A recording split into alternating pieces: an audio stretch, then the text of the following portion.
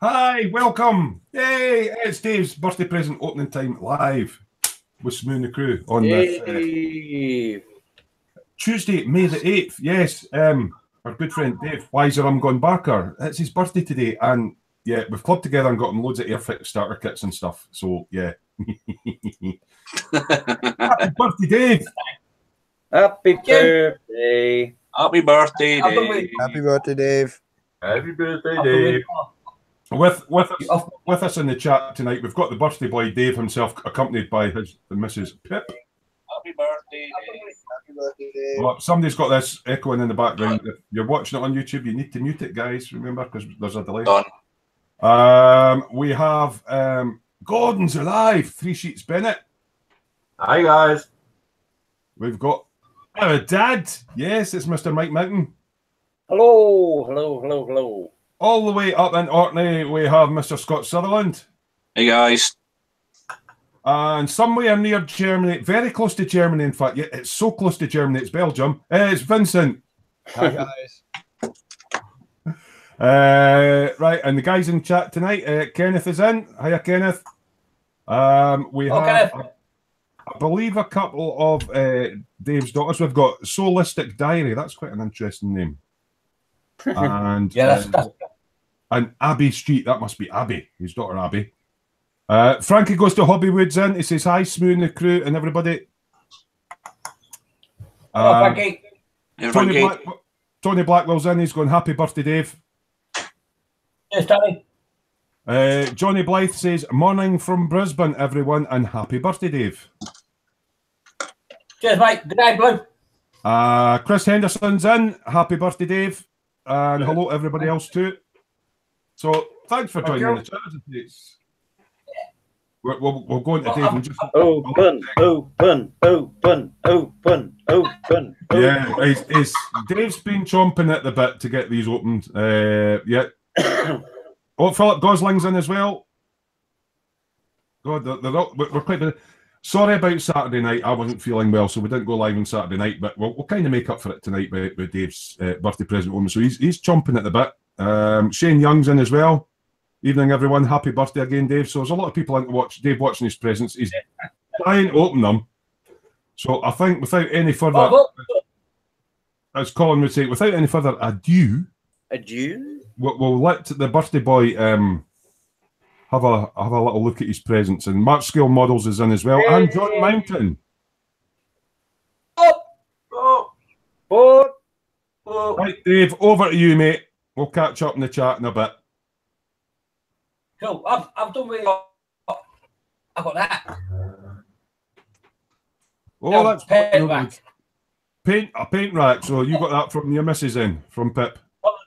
From my wife, yeah, she got me that, and she got me. This is gonna have to go on the wall because it won't fit on me. It's like the hobby zone stuff, but it's from the works. Little. So I'm gonna mount that on the wall. Wee boxes for all your Greeblies. Dave said mount. Yeah. I haven't had anywhere to store like used blades and things like that, and I'm worried about Tommy getting all the stuff he shouldn't be playing with, so. I try to keep it away from that. Yeah. I got a kit. I got a model kit. A model kit. What Literally. kind of kit did you get?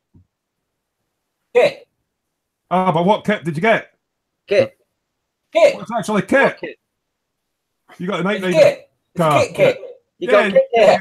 So it's not a kit cat. No, it's a kit. If it was a kit.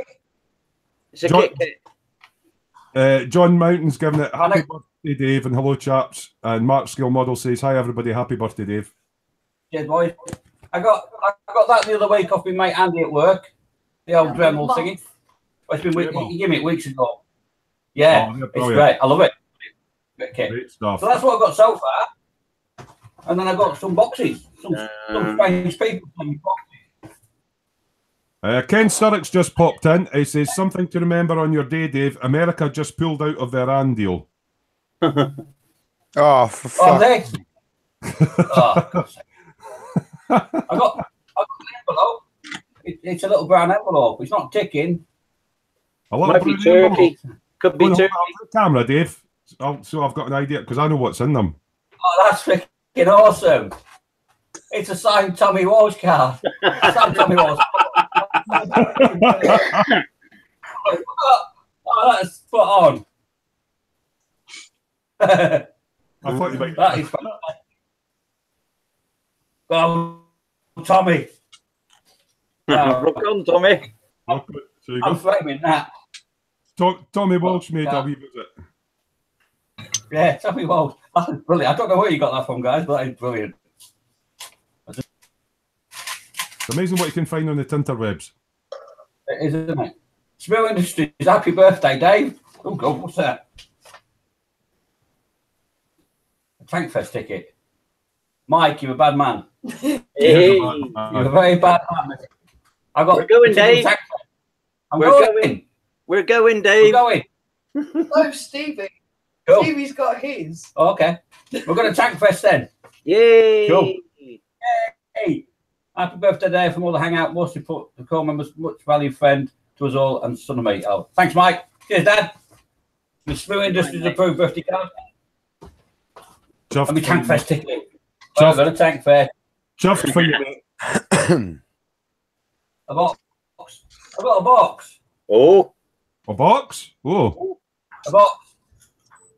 Looks suspiciously mug-sized. Mm. It is suspiciously mug-sized. Is it? But I couldn't get one made in time for you, Dave. Well, it might not be. Might be someone else. It's definitely a mug. Oh, Ray from Malta just. It's Smoo Industries. Smoo Industries, chemistry department. Yay. That's spot on. I love it. Terry Brilliant. nearly put his foot in it the other day. I did, yeah. Ray from Malta. Hey, right. Hello, Ray. Hi, Ray. Ken Sturrock's also in saying, did Skipper Ted give Dave his old camera? Yeah. Someone spotted it. Yeah. Yeah, it'll be slightly. We had some technical issues before we went live, and yeah, Dave had to swap out for another camera. We decided out of focus was better than skipping 30 frames. Yeah. At least we can hear him now. I've just seen Ted pop up then. I see Ted pop up there, and I keep an eye out in the little windows down below whilst I've got Yeah, we'll do. Dave on the big screen, because there's certain people popping in. I've just seen Ted a minute ago. Yeah. Oh, I knew Ted wouldn't let me down.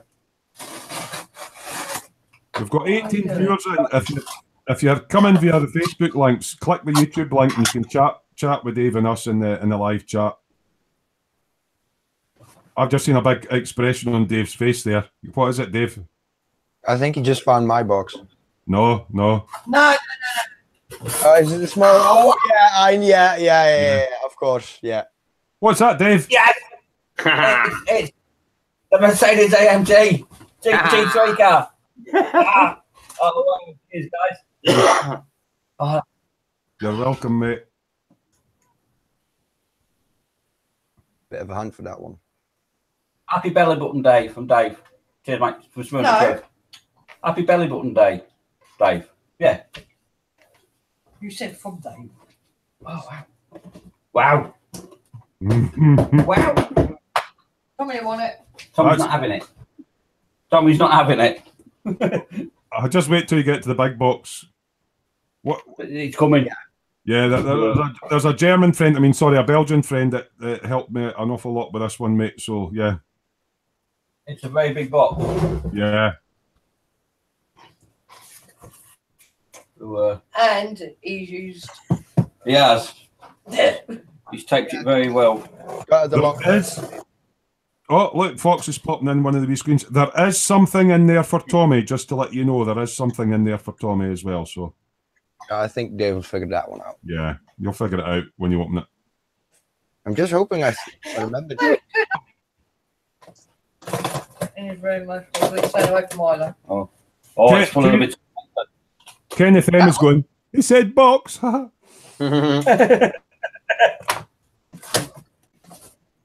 It's got newspaper in it.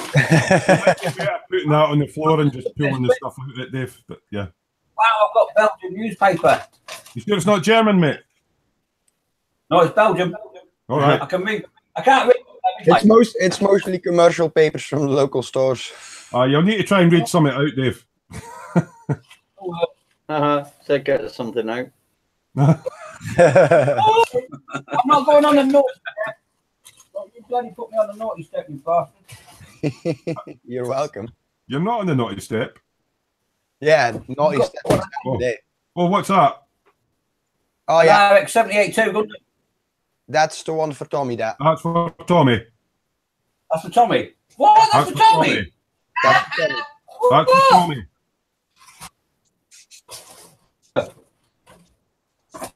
Oh, what? Peugeot 207. You always, That'd be yours, mate. you always said you fancied a bell kits, mate. Well, you've got one now. Oh, wow. So as Oh, far as I know, they come with photo etch and all sorts of stuff in them. And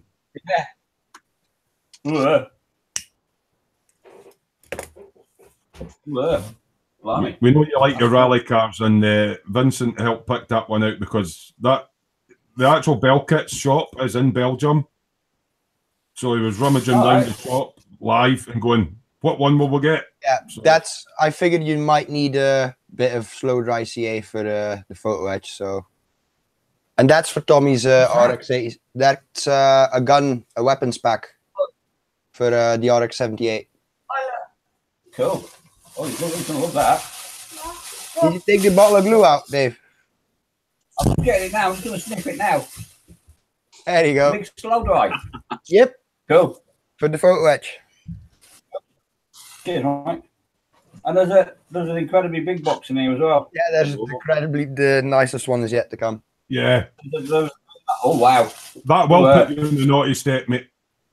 This is going to put me on the naughty step. Yeah. Oh, wow. What? Right. I mean, for all we say that Gundams will put you in the naughty step and it's not quite our thing, we all know that Dave loves them and he's never built a master grade. So with Vincent's help and obviously some input from Mr. Foxwolf, Vincent's managed to get that for him. Oh, that's freaking awesome. Because we know fuck all about them, to be quite honest. Oh, Tommy. that is incredible. So that's a proper 1/100, the same sort of size as that one I did with the wings on, Dave, the big one. Yeah. Yeah. Master grade. Oh, and look on the sides of the box, mate. That isn't any regular master grade. No, this thing is an excellent transformer. It goes into something else. It's one of the handful of transformer MGs. Yeah. Oh, wow.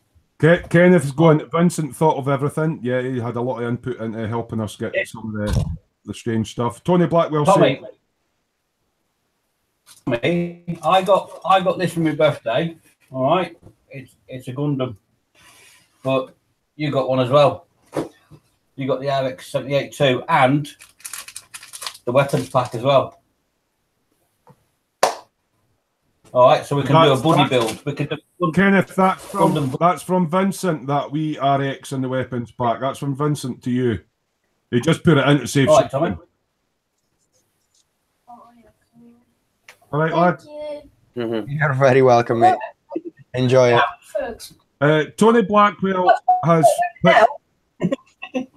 Tony Blackwell's picked up the hand going up and down in the thumbnails is amusing. Yeah, that's Scott sanding. Scott sanding away. I'll put it down there. He's building a kit with the art of mime. Yes, via the medium of erotic dance. That's a full box.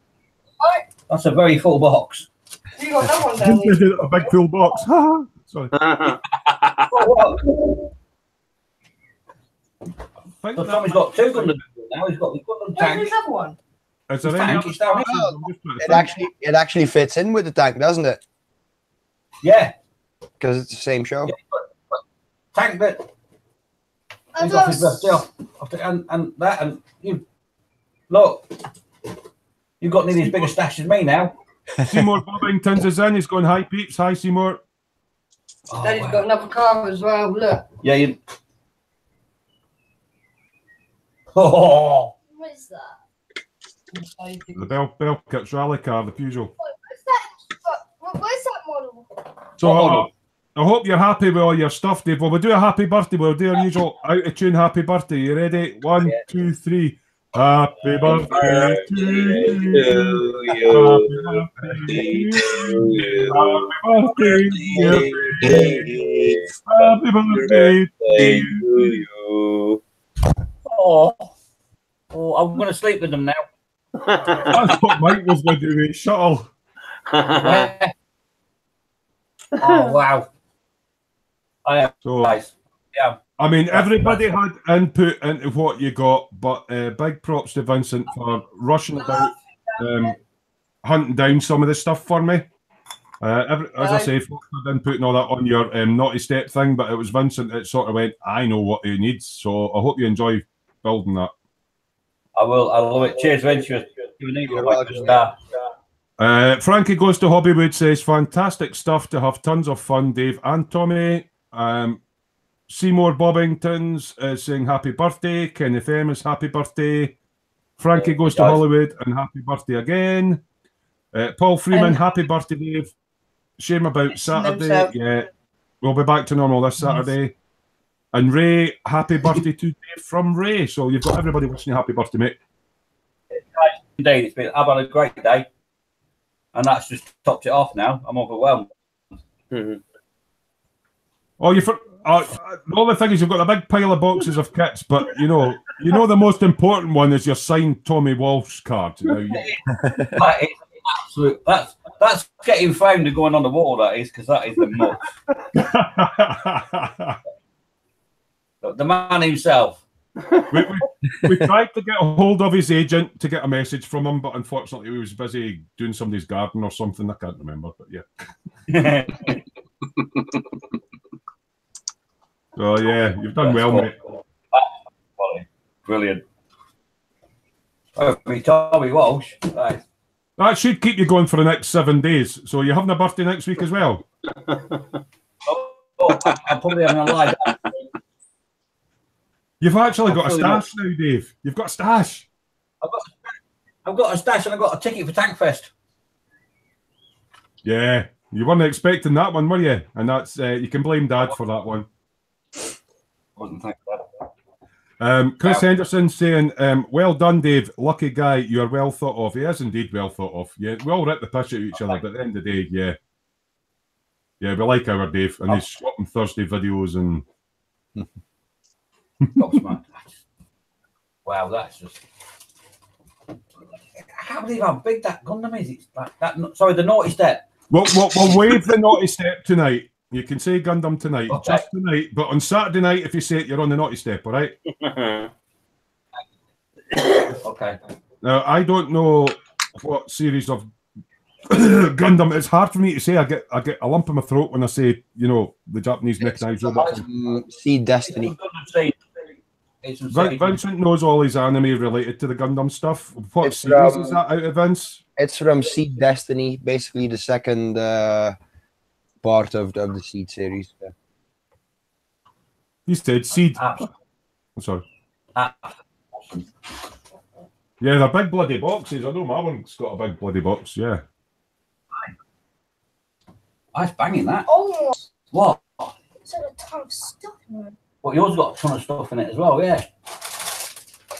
What do you get that, Tommy? Maybe you want to tell us about that one, because I know bugger all about these things. Is that a wee Zaku or is it an 8? It's the 2.0 high-grade version of the RX-78 from the original. It's basically the original Gundam. Is that the wee 144 one? Yeah.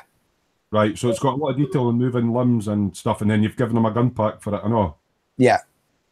And it's going to fit in nicely with the gun tank he's building, because that's from the same show. Oh, that's the same show, aye, because Kenneth that sent him the gun tank? For it? Yeah. Aye, for his birthday. Yeah, so they're both in the same series, so they would actually have fought together in the Yeah, happy little accident, I guess, but yeah. Yeah, happy accident, yeah. Cool.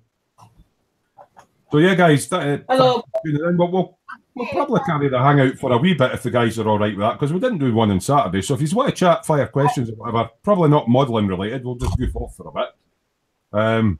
Yeah, I took on well on Saturday, so obviously for the guys to join in, I've got to press the start button, and I was too busy running to the toilet.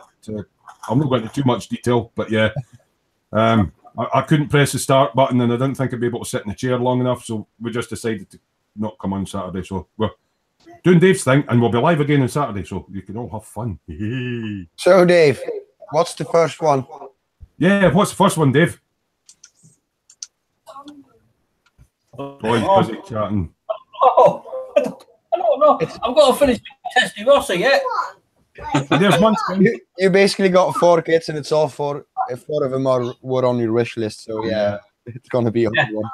Well, the sort of Dave's quite good at giving out hints, so he was actually quite easy to buy for because he wanted that AMG Merc because it's not something he would normally buy and a bit out of his price range. And funnily enough, he wanted a naughty step thing.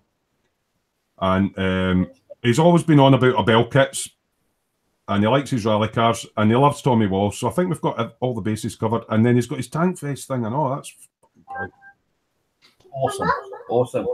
Absolutely, I'm blown away, guys. I really am. Chris Henderson is saying, "How many bananas make a bunch?" I can feel there's a joke coming on here. Na na na na na na la la la. Oh, don't sing. I got it, Terry.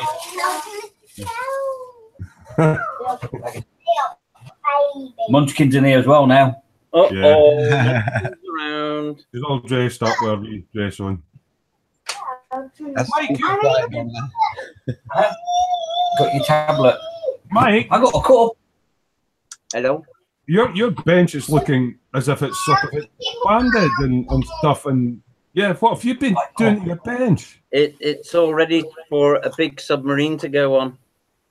A big submarine. A big submarine, a 148 sub that Ted's doing. I'm going to be doing soon. So I've extended my bench out to give me the 4 foot of room that I need to get it on.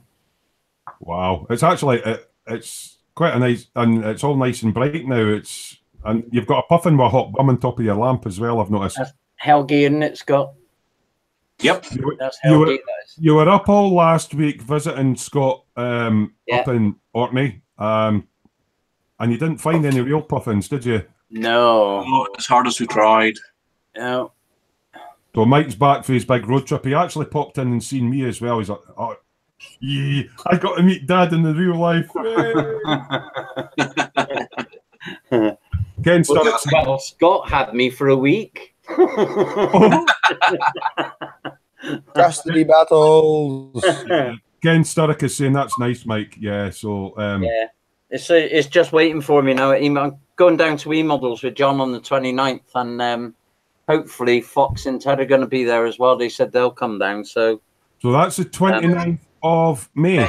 May, yeah. So if any of you guys are near E-Models, 29th of May, if you want to make a road trip down, you'll meet Dad, you'll meet Gordon 3 Sheets Alive, and you're going to just pile down and they'll be signing autographs at the front door. Tommy's gone to bed. Tommy, wait. Night, Tommy. Night, Tommy. Good night, Tommy. Night, Tommy. Kenneth said, I bet you sold a load of shirts to pay for your modelling table extension.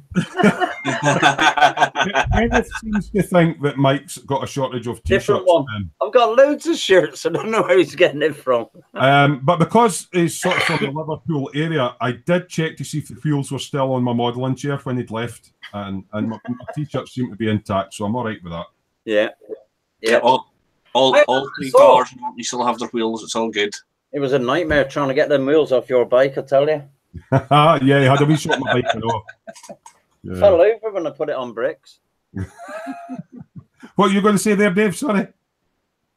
I've just had a thought. This submarine Mike's building, it's not a yellow one, is it? Hey, yeah.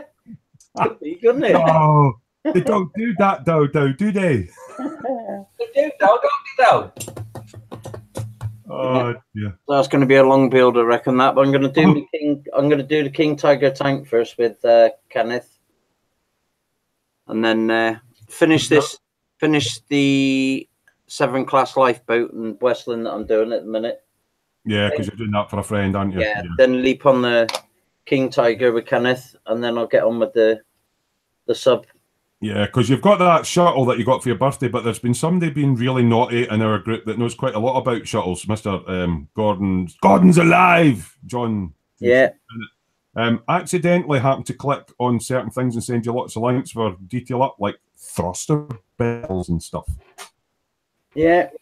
So guess who went and bought them? Mm-hmm. All the tiles, over 1,000 tiles, I think it is. Yeah. Well, busy.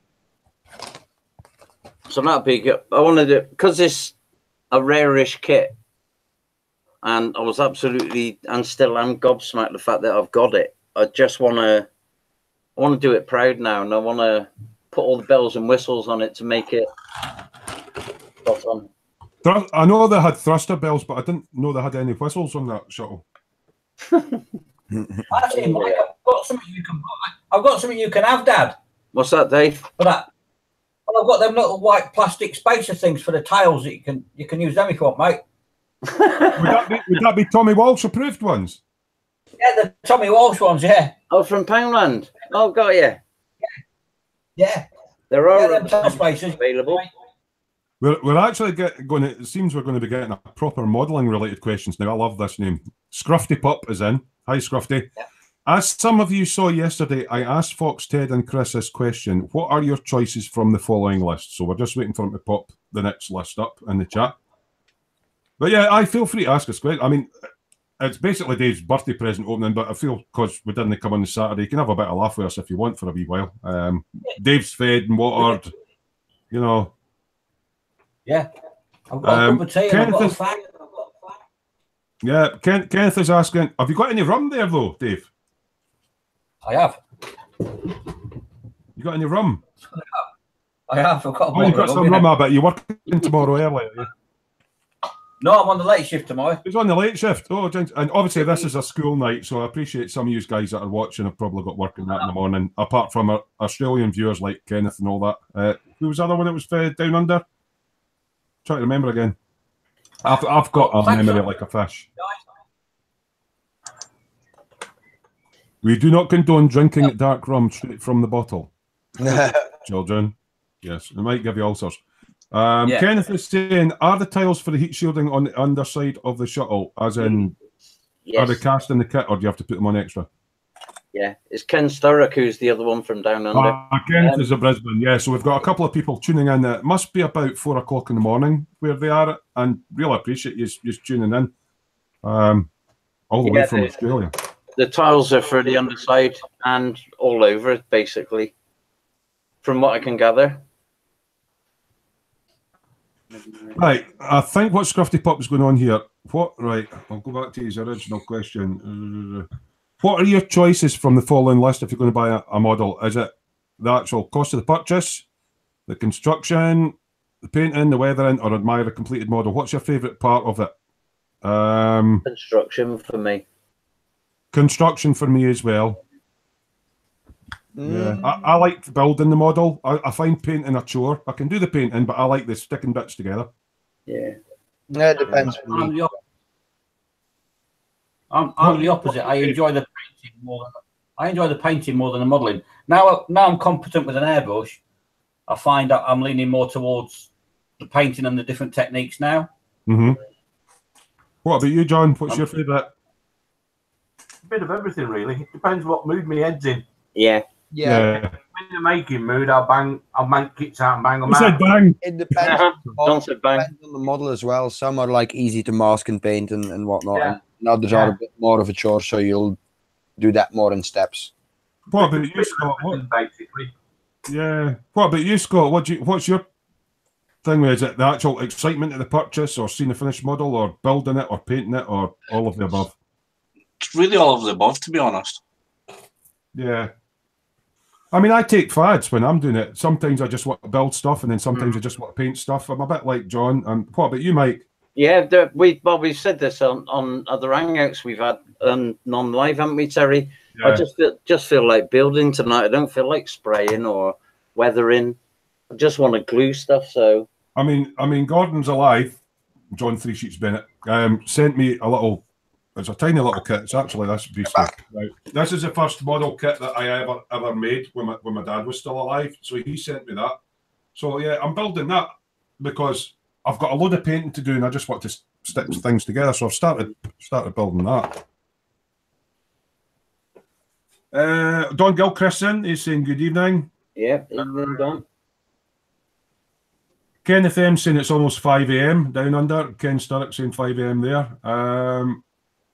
Oh, Johnny Blythe's also from down under. He's saying 4:59 here in Brizzy. So Kenneth's right. There's almost as many Aussie viewers as UK viewers. Yeah. Yeah. Yeah. Kenneth is asking how my decals went. If you're referring to my RZ250 build, I had the original decals that came with the kit before the re-release, and although they're cartograph, I think they were on their way out because as soon as you touched them with Sol, they were going like and wrinkly and just going horrible. So Mr. Three Sheets Bennett sent me ones for the 350, which luckily enough are actually the UK spec ones, and they're going down lovely. So yeah, the build has been rescued thanks to John, and I am slowly and carefully putting the decals on. So the RZ250 build will get finished. Oh, and it will look something. Well, apart from mine's won't have the fairing and the belly pan because that's the 350. But yeah, it's the same colours as that. But that's the UK spec decals, and John pulled me out the shite with that one. So I'm actually managing to progress with that build. So I'm really chuffed about that because I thought I was going to have to bin it or buy another kit. It's been a bit of a long-winded one, that one, Kenneth. So yeah, it's coming along lovely. Thanks to a lot of advice for Colin and John actually, because I seem to muck up. I can build the model and I can paint it all nice, but I always muck up in the decals. So yeah, I'm still learning with decals. I'm always learning. And Scott actually, I believe, fell into a shop. You might have seen his diggery thingy where he's done a track. Yeah, Hitachi demolition digger, all the demolition attachments. And for his birthday, he got a road rollery thingy, vibraty thingy. Scott, you fell into the shop again, didn't you, mate? Yeah, I might have accidentally bid on something on eBay and got another diggery thing. And what diggery thingy did you get this time? Or will you be getting in the post?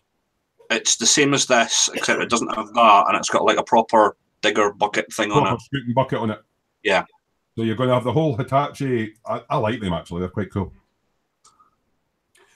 So Kenneth is saying there's one more very similar to this with the two arms and different things on it. Have they not got a tipper truck as well? Can the wee dumper truck you get with the?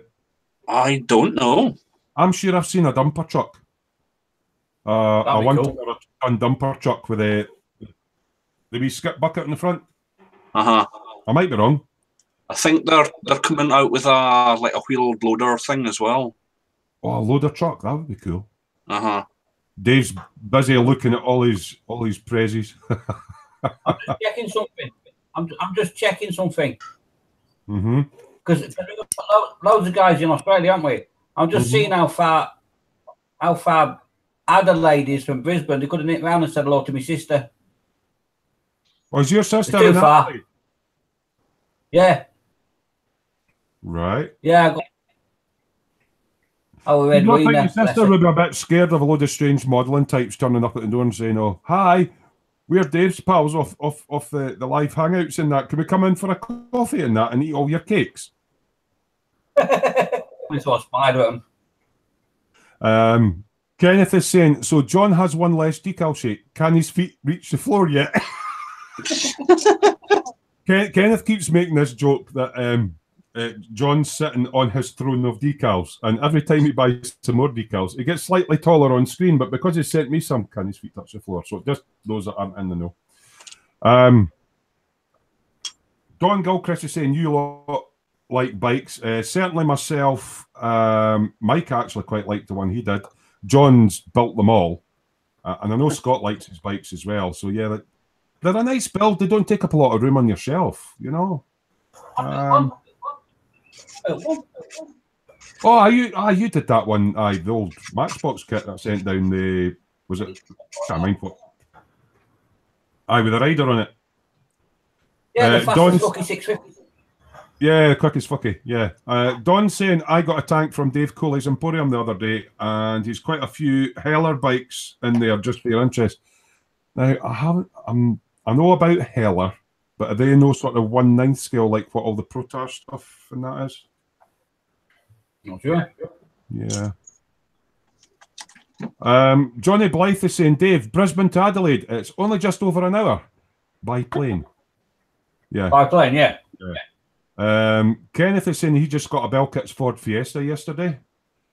They're really good, these Belkits. I think the only one that's probably got some fit issues and stuff, only going on by David Hunter, who's built loads of them, is the VW Polo one's not as good as the rest, but cracking kits. And I mean, super detailed up, and they come with photo etch and stuff, so Dave will find out when he gets in his box all what sort of stuff you get. Because I think some of them have even like fabric seat belts and all that kind of thing with the photo etch and everything. I mean, that level of detail is fantastic. Don's laughing because he typed the answer in 3 parts. No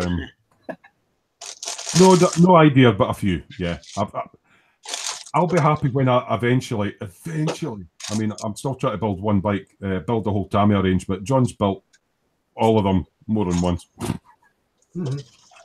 What one haven't you built, John? On the Tamiya range? Any of the new ones or?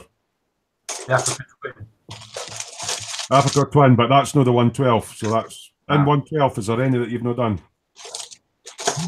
There's one I'm after, and you've got in your stash. What? The FZR 750. The OW? Yeah. You can still get hold of them. Yeah, no. Yeah. But they're expensive. I got mine quite cheap, actually. That must have been before everybody clicked on that they were rare birdies. Yeah. Alan's in. Happy birthday, Dave, he's saying. Hey, Al. Hey, Alan. All right, mate. Yeah, Alan was brave enough to come in on one of our first special guest appearances just the other Saturday there. Not Saturday there, but Saturday before, and we had a really good laugh with him. So thanks, Alan, for coming in. I hope you enjoyed your night. But he's kind of stayed shy of us now. He's like, you're scary, Dave. I'm not coming back. Oh, right, Dave's got something to show us. Oh, what's Dave doing? Right, what's that, mate? It's pink. What is it? Fabric seat belts. Fabric seat belts. Fabric. Fabric. Oh, is that right, Belkits? Yeah, and photo etch and tiny things. Yeah. Alan saying missed you Saturday. It's called bloody work. Yeah, sorry about that. I had a bit of sore tummy and that, and I didn't feel I would be able to host the show, but we'll be back to normal on Saturday. Tony Blackwell's going seat belts. And Mike's going. Mike's going to Alan because he missed us. You too, Rupert. Don't know Alan was a Rupert in the RAF, you know. What? Hair. Tally hair. Kenneth's going, not too long until Mike and I start a King Tiger buddy build. Get ready for lots of questions, Alan, because obviously you being the armour expert. Ken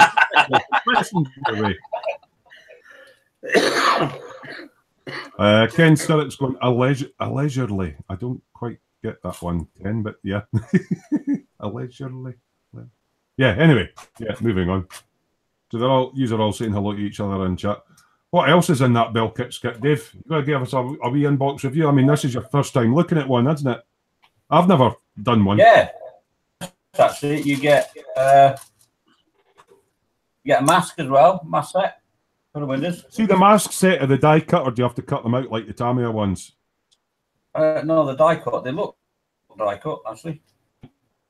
Yeah, that's the only fallback. I mean, I don't know if Alan will agree with me. When you get masks with Tamiya kits, I mean, I've got the YZR M109 motorbike, and you've got to cut round them. It kind of defeats the purpose of having a mask. Because if you fuck it up, it's not going to be. Kit yet. The car kits, I haven't had that much. Been laser cut.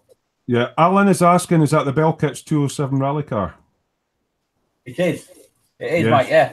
We got him it for his birthday. So how's it looking? That 1/24 scale, Dave, aye? Yeah, yeah. Is there any Alan's photo probably built it. or anything in with that? Yes, Apart from the photo wets seatbelt. and seatbelt. Is it a big fret or just a small fret? More. What's on it? Is it just like discs and seatbelt buckles, or? Seatbelt buckles. There's 2 seatbelt buckles and that, and grills. One's got grills on it. Give you brake discs? No. Right, so it doesn't actually do this, but it does like all the grills and intakes and the seatbelt buckles. Yeah. Cool. Alan's saying he wants it, and Kenneth is asking what's a fret. A fret is a little brass sheet that the photo etch comes in. It's where the plastic comes in, and a big thing we call that a sprue. When you're working with metal, it's typically a fret. Let's see if I can find one. There's Dave holding one up there. That's it. That's a photo etch fret. Dad's holding up a twat rosette. I wonder who's going to be the recipient of that. And Scott is holding up. Hold on, Scott's holding up. He's wanting to let Kenneth know what a fret of photo etch is. Yeah, that's what it is, Kenneth. That's a fret of photo etch, mate. I honestly thought the rosette was going to be in this lot somewhere. Find its way around. Ken Sturrock is saying if he was going to go to Adelaide to see your sister? My sister, yeah. A ride of 14 hours Brisbane to Adelaide last time he did it on his FGR 1300. So yeah, that's a long ride on a bike. I know the FGR is a nice bike to ride on a long. I said ride on a long distance, but yeah, 14 hours on a bike, saddle sore. It's not just that though. Is when we ride a bike here and like you got the midget and things to worry. Over there you got things that will fucking kill you to worry about hitting you in the face. Yeah, flying killy things. Alan is saying, Dave, that there's a PE upgrade with discs, brakes, bonnet pins, etc. that you can get for that kit if you're interested. Don't know what sort of money's on it, but if that's one of these top studio ones, it's probably about 30 quid or thereabouts. Alan's saying he knows a few twats. I have no idea who he's referring to. Don Gilchrist is saying he's off to watch the news, but happy birthday, Dave, and cheers. Yes, thanks, John. Thanks for popping in, Don. Thanks, John. I know nothing about stickers and photos of e-models builders getting taken at certain signs round about the Orkney area. Yeah.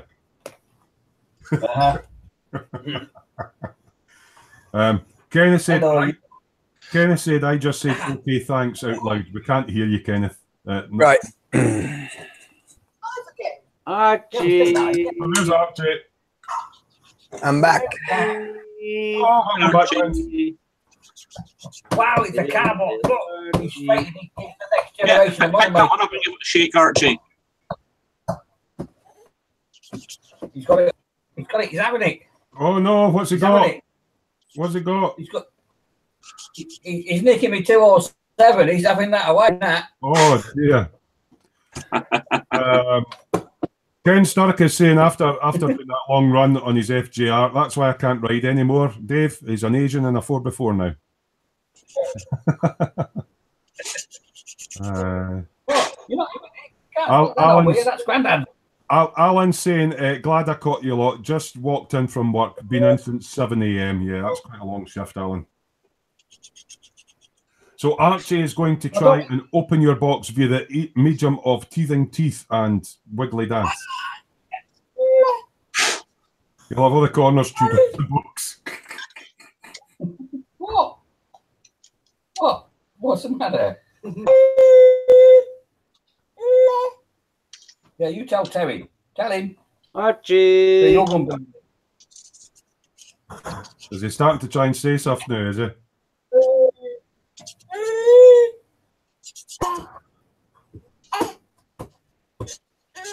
Yeah, see? I told you, mate. Didn't it? You told him, didn't you?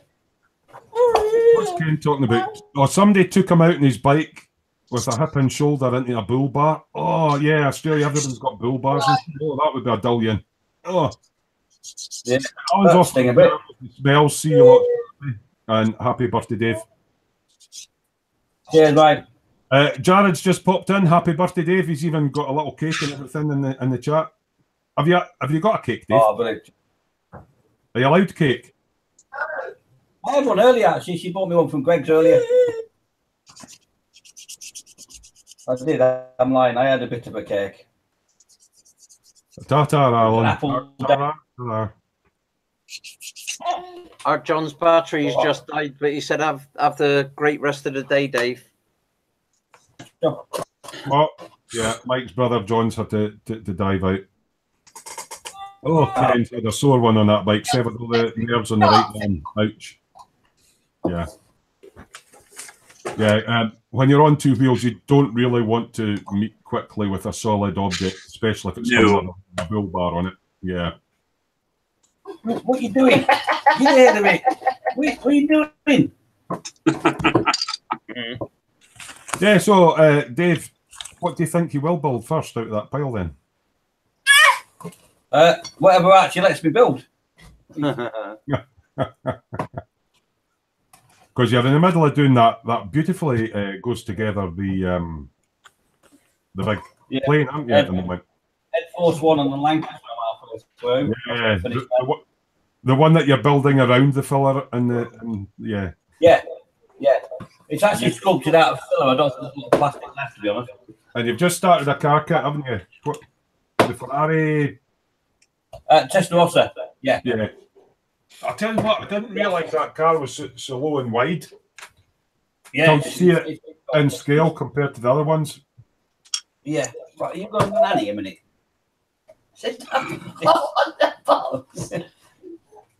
Can you just ask me, is John okay? Yeah, John's all right. Thank you, John. Yeah, he's just chilling. Yeah. He actually went and took his bike for a service today, and used biker guys will recognise this. So it went in for its first service. He's got a nice Kawasaki bike, and at the first service, they actually realised that instead of the proper bolts holding the calipers and the handlebars and stuff on, they'd used non-tensile standard bolts that come with a packing crate to hold everything on. So yeah, he was a bit alarmed at that. So so yeah, he's having words with Kawasaki about that one, mate, aren't you? Yeah. Ken Sturrock saying that little one is going to fight you for that kit, Dave. He's going to his mother's. He's going to his mum. Yeah. Yeah. I don't want to smell him. Get out. I don't want to smell it. Changed enough of them in my time. Yeah, Ken, it's a bit dangerous. Yeah, I mean, I've worked as a mechanic for years, and you know, a lot of people think a bolt's a bolt, but some of them are high tensile steel, and some of them are just like bolt together bolts. So they put bolt together bolts in places that's supposed to be high tensile steel. He was out for a run the other day, and he hit a sleeping policeman, and his handlebars moved. Shouldn't be happening. You know. Oh, Dave's got a birthday brew, look. He's got a birthday brew. Oh, did your daughter bring you a birthday brew? Oh. Has it got rum in it? Taking the cup out of the La la la. I love to ride in my boat. Well, I can't take you to mummy. Would you care? All right, so that's that Ferrari that you're doing. It's really wide, the body of it. It is wide, yeah. I've had an accident today though. Oh. Yeah. I was painting other things, bush painting detail, and somehow a bit of paint flicked across the bench and landed on candy coated. Ted's fault. Yellow. You were doing as Ted said to slap it on, weren't you? I was slapping it on. Yeah. And I got over splatter onto the body. So you got the silver down, the candy coat down, all looking nice, and your detail painting, and then you tried to slap it on. Yeah, I was going to leave it for another day before I put a clear coat on. So I've had to end up redoing it again, and it's back to silver now. Oh, the trials and tribulations, eh? So what did you do? Did you just dip it in Dettol, Dave? No, I just give it a bit of a sanding just to keep it up again. Messed it again, yeah. Just keep it again, yeah. So it's not marked or anything. It was just annoying. Just annoying. Always the model making, isn't it? Things happen. Adapt and overcome. Yes. What are you building at the bench there, Scott? I am building my D9 Dobie bulldozer. Hey. Oh, A big diggy bulldozer thing. a big diggy thingy. Diggy pushy thing. Box is so big you can't even get it all in. Does it come with all those slats and stuff on them? It does, yeah. It's armor, isn't it? Who makes that? Is that men? Yeah. Meng, yeah. Hmm. It's going to be massive. That's a massive build. Kenneth's asking Dave, are you going to put stripes on it, mate? No, I'm just going to do it.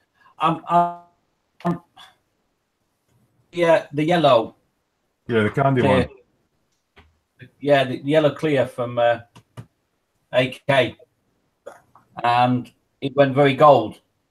Yeah, it's a It nice. was just very shiny. Yeah, and I was. So what I'm tempted to doing is use clear blue next and do it candy blue. That does a really nice effect. I've actually tried a bit of candy with the blue, and it does it good. Actually, Your hell was blue, wasn't it? although it's not a proper candy job, Dave, I'll show you this one. If it works on the light. I did a demo with Ushi van der Roschen buffing powders, right? And that bit in the middle, although it's brush painted on, that is the Tamiya blue candy with the Mr. Ushi. Oh yeah, cool. It does give a nice colour. That wasn't airbrushed on, that was just brushed on. So it's not a proper candy, it's just like a bit clear over the top of the Ushis. I love that Ushi buffing powder. It's to me, it's a bit shinier than the C1, but there we go. That would be a good one to try, Dave, if you were able to get some of that powder. It's a spray your cart black and then put buffing powders on it. What's Pip got there? Oh, Pip, don't take his toys away. Look at Dave's star. Oh, showing me son-in-law. It's actually his daddy's finished work. You can take them away if you want. I'm just winding you up. You just got to get transport now, mate. I'll have to sort my driving license out. Kenneth M is saying that looks awesome. Scott, try to mind, did you put pictures up on the boom hut or the dungeon or something like that? No. That big? No, he's not posted any pictures up yet. It must have just been pictures he was sharing with us. Oh, the guide as well. And Kenneth is saying that'll look nice, Dave. With the candy on it. With the candy blue, yeah. Yeah. I've just realised this ticket, Mr. Mountain, you are a very naughty man. Mm-hmm. It's got the guide as well. You paid for the guide as well.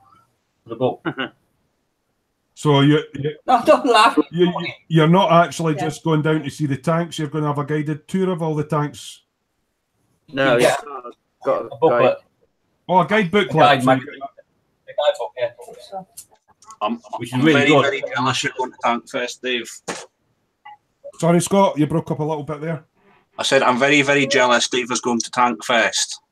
I would love to go as well. It's quite far. It's quite far away. Yeah. No, it's very small. That could be anything matter.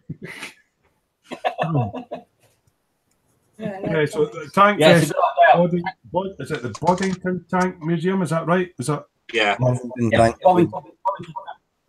It is. Well, apart from being in the middle of nowhere and across the road from Monkey World, there's people selling model kits there. Well, we didn't realise last year, and all selling kits.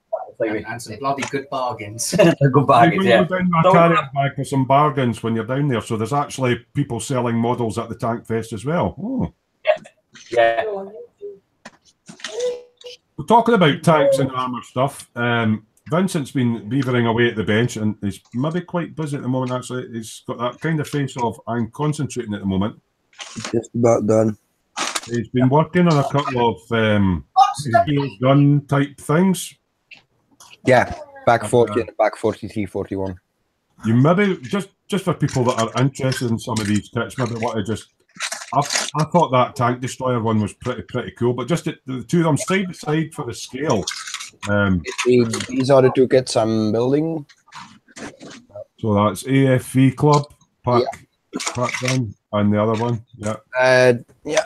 And then just gonna grab them without the boxes falling everywhere. I'm surprised at the size of the one that's an anti-tank gun, because with a metal barrel on it and the undercarriage and all that, it's almost as long as a bloody Tiger tank. This is the pack 40. That's whiten out a wee bit. Take your overhead light off. Can you? Aye, that's better. Right, so that's the pack 40. Yep. Right. And then just gonna grab the other one.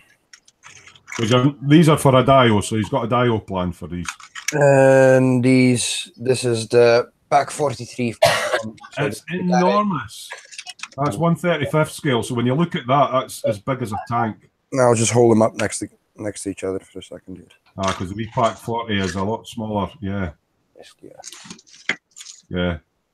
So that's what he's working on at the moment. I do think these metal barrels are good. Who makes the metal barrel for that one, or did it come with a kit? They come with the kit. Right. And what sort of money is in the kits? The pack 40 is about 16 euros. The pack 43, 41 is about 20. So about 50. They're not really an overly expensive kit then. No, and you get a lot of detail for it because you get the pre-pressed PE shields and you get the metal barrel. So yeah.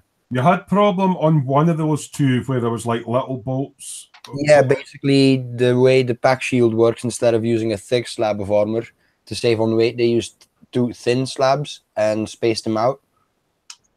And the kit comes with the little standoff bolts on the screws. So go and explain what a standoff bolt is. Because you had problems with them and you had to order photo etchers from that. Yeah, basically a standoff bolt is something you use when you want to keep 2 plates separate from each other. You know, you want to tighten like a packing bolt. Yeah. Right. And because of the plastic ones, the way they were on the sprue, there was a little bit of a nub left. It's too small to cut away, but it didn't set flush. So it wasn't aligning. That's basically packing out the two.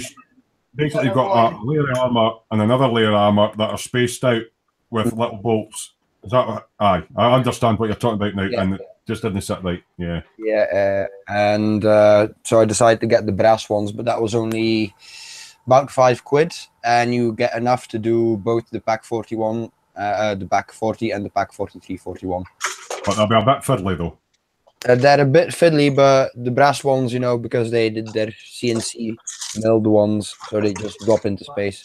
You've not got to take nubs off in that. So that's what you're working on now. That's part of your big Kursk dial thing, isn't it? Yeah. Kenneth M was saying when you held the 2 pack guns up together, there is a huge difference. I couldn't get over the size of them. Like, it's like, wow.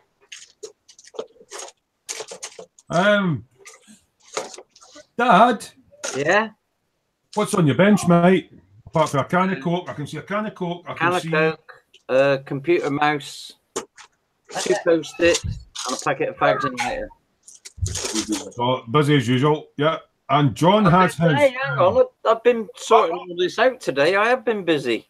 Yeah. Well, we were in a hangout last night, and all of a sudden, a big bit of kitchen worktop appeared from somewhere, and he's suddenly got a huge workbench for his U-boat. So yeah. Kenneth M is saying, I honestly can't comprehend how they mill the tiny bolts. Yeah, CNC's fantastic. So we're going to pop across to, yes, Gordon's alive. Gordon 3 Sheets Bennett. You're sitting there with your miner's lamp of seeing of many small things. What have you been working on, John? I know you've been away in your caravan for the weekend chilling, but oh, Mike, he's got a bit of porn on here. It's whiting out a little bit, but he's got a space shuttle. He was teasing me with that earlier. Is that the dragon one, John? Yeah. Yeah. And how are you finding it? I know you had problems earlier with spraying the cellulose paint and wrinkles on the clear parts and all that. How are you getting on with it now? Now I've finally got it all based and I've got the top coat on. It's come out all right. Mm-hmm. I'm just working on the A-long throat flaps at the minute. Yeah, he said flaps. Yeah. Flaps. Flaps. I've got the. Well, I like this one. I do like this one. This is a full metal finish thing. It's white, obviously. Bright metallic finishes and chrome's white out in the camera a bit. But what one's that? It's 48 scale P38 Lightning. And what paints did you use on that? Alclad Extreme Metals. Alclad Extreme Metals. Yeah. Hmm. So I've been working on that, and I've got the B17 ready for marbling and start weathering the black. Yeah, that's nice. That's a big kit, that. It's only 70% scale as well. Yeah. Kenneth is saying, is that a F14, John? You're like me, Kenneth. I know bugger all about aircraft. So that's your current project then. So you're working on the shuttle, you're working on that shiny metal one, and to boldly go. Yeah, he's doing these these wedgie decal things. Yeah. I've got the rest of it done. So what version of Star Wars? Star Wars? Star Trek Enterprise is that one? It's the Enterprise A, the refit. And what scale's that? Is that 1/500, the same as what that big? 1 to 1,000. Because John told me about, I've got a couple of new kits in, and one's at 1/500, and Dad was up, and I thought, right, I got the Saturn V. Is it Saturn V rocket? Yeah. Because one of the lads had a sale on, and you know they had quite a lot of money off them. So I got the Saturn V, and I pulled the kit out, and Dad was looking at it and going, "Wow, that's impressive! Quite a flashy kit, but the flash is on the sprues." And I got the, what was the Enterprise that I got, John? It's the Into Darkness one. Into Darkness, a new one. Yeah. And me and Mike's looking at the box, and we pulled out the big round bit. That's the technical term, the big round bit in the top. And it was like two big bloody dinner plates. Massive. So, yeah. Kenneth is saying, is that the Battlestar Cole? Galactica. He's trying to be silly. Yeah. It's the good chip lollipop. Yeah. The good chip lollipop. What's Dave's? What's Dave up to now? He's admiring parts. What parts are you admiring? Oh, the AMG. So what comes in that kit, Dave? It did say something about it comes with some sort of photo etch or something. It's. I don't know. I haven't got that far down the box yet. I mean, you've built all sort of like Revel and some of the smaller Tamiya ones, but that's one of the more high-end Tamiya kits. So what's the most obvious thing you're noticing when you're looking in the box? And Davey UK goes, evening all. Hey, Davey. Hey. What are you noticing? Decal. You're sort of normally buying like the £20 Tamiya car kits and battering through them. That one's one of the more high-end ones. So what's the most obvious difference for like contents of the box and stuff? What are you getting for some? You get, it's like there's lots more detail, lots more sprue parts. More parts, yeah. I haven't come across any photo etch yet.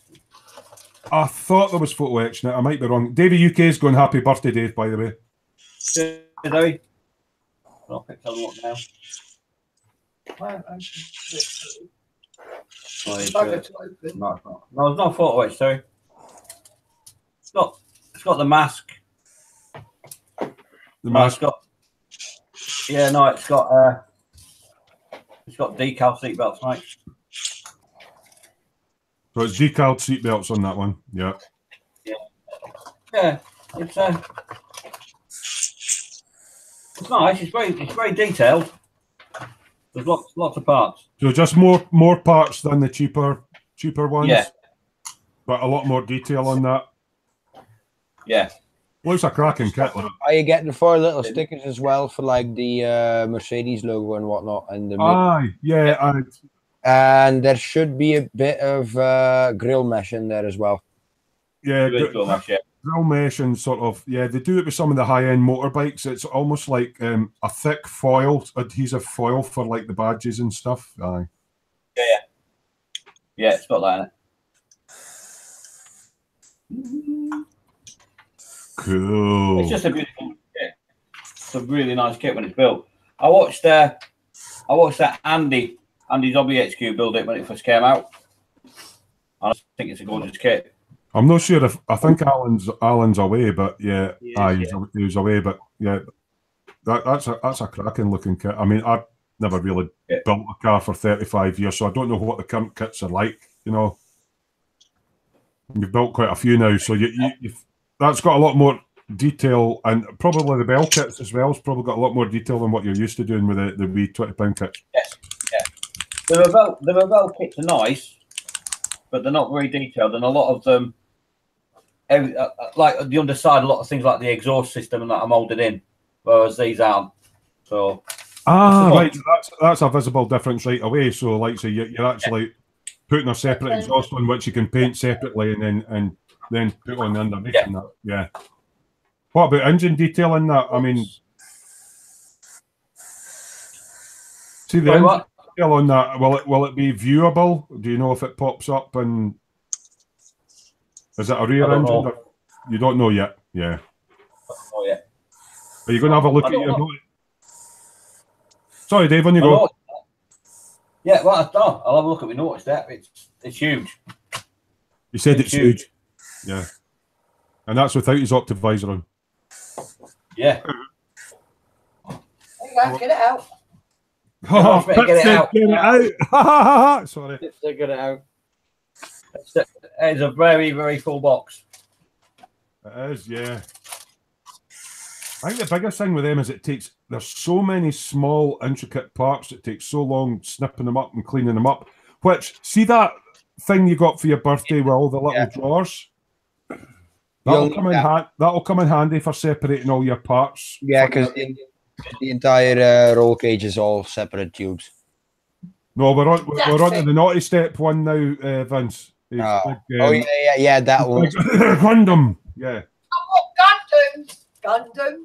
Where did you get that thing, Pip? Pip. Where did you get that box thing? What's in your hand there? The works. Oh, monster. Are you on about the little drawer system that Dave got for his birthday? Yeah. From the works. From the works. Yeah, because that's going to be great for when he's doing his Japanese mechanized robot thing, for putting all the little bits into them separate, ready for paint. That's definitely an ideal thing for a naughty step thing. Translate them tomorrow. Kenneth, that's a great offer, Dave. Get it out quickly. I'm on the way.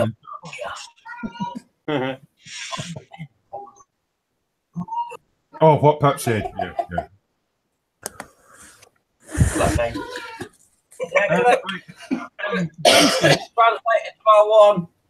Translate to R1. Why are you sitting blowing into your gloves? Because if you have slightly sweaty hands, they don't stick. Don't you just turn them inside out and then blow them out the right way? That's what I do when I want to reuse them. Terry said it's just nicer to take them off that way. Yeah. Habits. It looked kind of utterly ridiculous from an angle. Oh. Yeah. Well, some things look ridiculous from an angle. You look ridiculous from all angles, Teddy. Thank you, Vince. I love it. Thank you. What were you doing with your rotisserie device? You weren't trying to ping wheels about there. Do you actually just put wee drills in that as well? Yeah, that thing. That's just the trumpeter master tools drill thing. Right. It's quite handy for doing. There's quite a lot of holes to get drilled in this kit. So it's handy for. I got one of them, Scott. I got one of them. Oh, you got one as well? I got one as well. How do you rate them? Are they battery operated? We charge it off USB. They're rechargeable on USB? Yeah. That's a top one. What sort of money are they, Scott? I mean, I've got a Dremel there that I can plug in, but... Yeah, they're teens of pounds. Teens? So you're like 20, 30 quid? No, less than that. I think they're about 18, 20 quid, something like that. That's not too bad for a wee tool. Yeah. Retool. I've got big monster one over here as well. Terry said we did. Kenneth was just saying that's how all Germans take their gloves off, Terry. Hey, They're mate, ways of making you talk. Germans are experts with latex. You know that, right? Yeah. It's usually just not white, but you know, the other end of the color spectrum. So have any of the guys that are sitting in chat sort of going happy birthday Dave and all the rest of it, have you had your birthdays this year yet, or are your birthdays coming up, and what are you hoping that your loved ones buy you? Is there something, a holy grail kit that is affordable by a member of your family that you would like to see in a box when you open it up? Because I know Dave's been hinting at stuff and he's sort of going, I'd like that, and quite luckily we've managed to get stuff we like. So we did try really hard to get, there was a bulk batch of Airfix starter kits and they were all Triumph Heralds. There was a job lot of about 40 and we tried to get them, but we were outbid at the last minute. And Vincent was trying to get him loads of the little Zakus. You can get about 40 Zakus for 50 quid. And again, he was outbid. So unfortunately, Dave actually got decent stuff instead all the time. But yeah. No, I'd have quite happily built them as well. You're just happy it's a kit, Dave, but it's even better that you're I'm still in mourning for my stash because that's now 2 boxes smaller. Oh. Yeah. Oh. Yeah. But it was just seeing Dave's face when he opened the first box. He was like, "Oh fuck," you know. It's a bit like when Mike opened his one up, and it was like, "Oh, you just know you." My holy grail kit. Yeah. Yeah. Yeah, I can't believe how well I've done. I'm just blown away. And Tommy's getting framed. You know what? Sometimes the silliest little thing is a thing that you sort of go, ha ha ha ha. Yeah. I loved it. It's just a shame we couldn't get the real Tommy Walsh to come in and actually do a video birthday message to you, Dave. Tommy Walsh, that would have been awesome. You should be ashamed of yourself. This man punts all your products every week on his Thursday shopping videos, and he can't even go in and go happy birthday. Tommy Walsh, if you'd like to do a retrospective one, you're welcome. Send it to helgan35@geocities.com. Cheers, mate.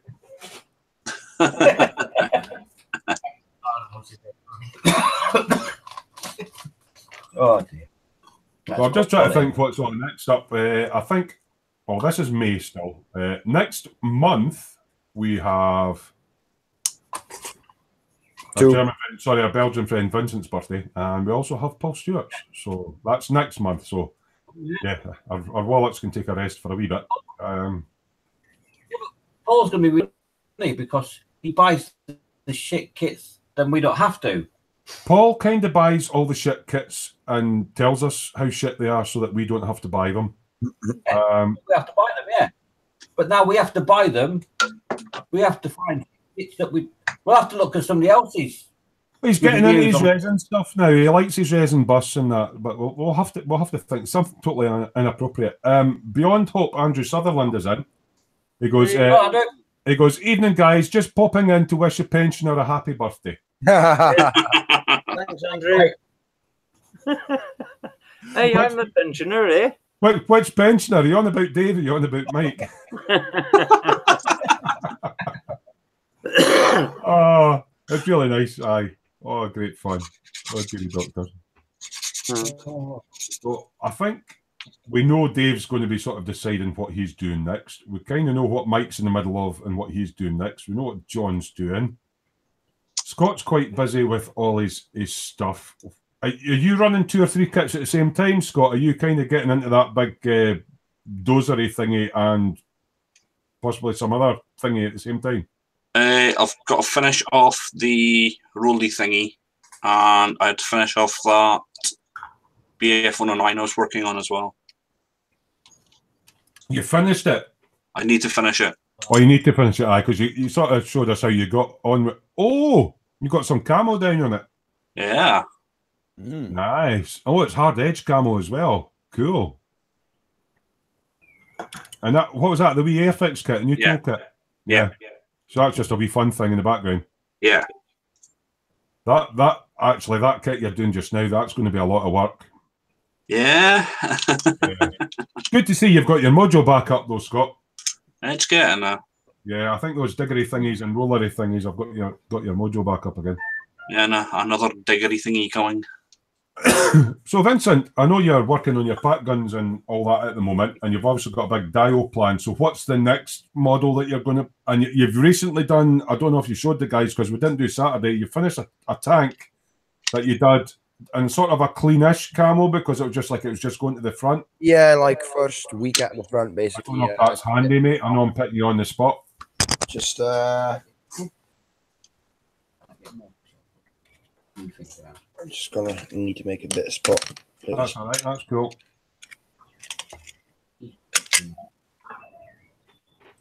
A little space to put it in.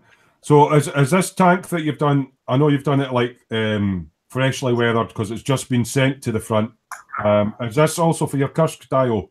Yes. Right. So can you talk us through what kind of tank that is, what kit it is, and what sort of money it costs? And It's a very cheap kit. Slightly over 20 euros because it's an older time of year release. Right. Panzer 4H in the early version. And basically built it pretty much straight out of the box. Well, that's got really. I'm just looking at that. I haven't actually had a proper look at it. The sort of armor panels on the side come quite far up over. I take it they bolted them onto the side of the tank then. Yeah, they hung on the side of the tank is more accurate. With brackets. You said hung. Huh. Sorry. Basically, the only thing I changed to it is instead of using the bit of rope that they provide to paint it in steel cable, I used the Tamiya ones I've done. There's one that's like sometimes you get like a little bit of nylon corded rope, and sometimes you get a little bit of brass. What came with that one? A little bit of nylon cord. Nylon stuff. 1994, if I remember the release. But I've got stainless steel wire in different scales. Oh, you can buy that in it, yeah. Yeah, it's normally geared towards car guys, but it's quite usable. What about the braided stuff? The Tamiya braided? And it's not Tamiya, it's a Korean brand of one. All right, I know the one you're about. Yeah. Anyway, yeah, that's one of the things I changed, and I used the metal tracks, the Friel metal tracks, instead of the vinyl ones to go around, and what was left over, because Friel provides enough to also do the spare link you see on most of these. That carries on the front that you weather up. Yeah, so that's Friel's as well, and then a little carbon fiber antenna from Accurate Mold. Well, how many vehicles have you built towards your dio so far? So you've obviously got that tank. You're working on the two sort of pack guns. The packs, as you might have guessed a minute ago, are going into paint as we speak. And then I'll have 3, if you can call them vehicles. And want me to show what's next? Why not, mate? Yep. Yeah, I'm just going to put this to the side again. While you're doing that, Expat Spain's in. He's saying hi to Smoo and the crew, and happy birthday, Dave. Hey, Expat. Kenneth's just letting it. It's not actually Mike's birthday, it's Dave's. And he's asking, does hard edge camo mean straight lines and not a wriggly pattern?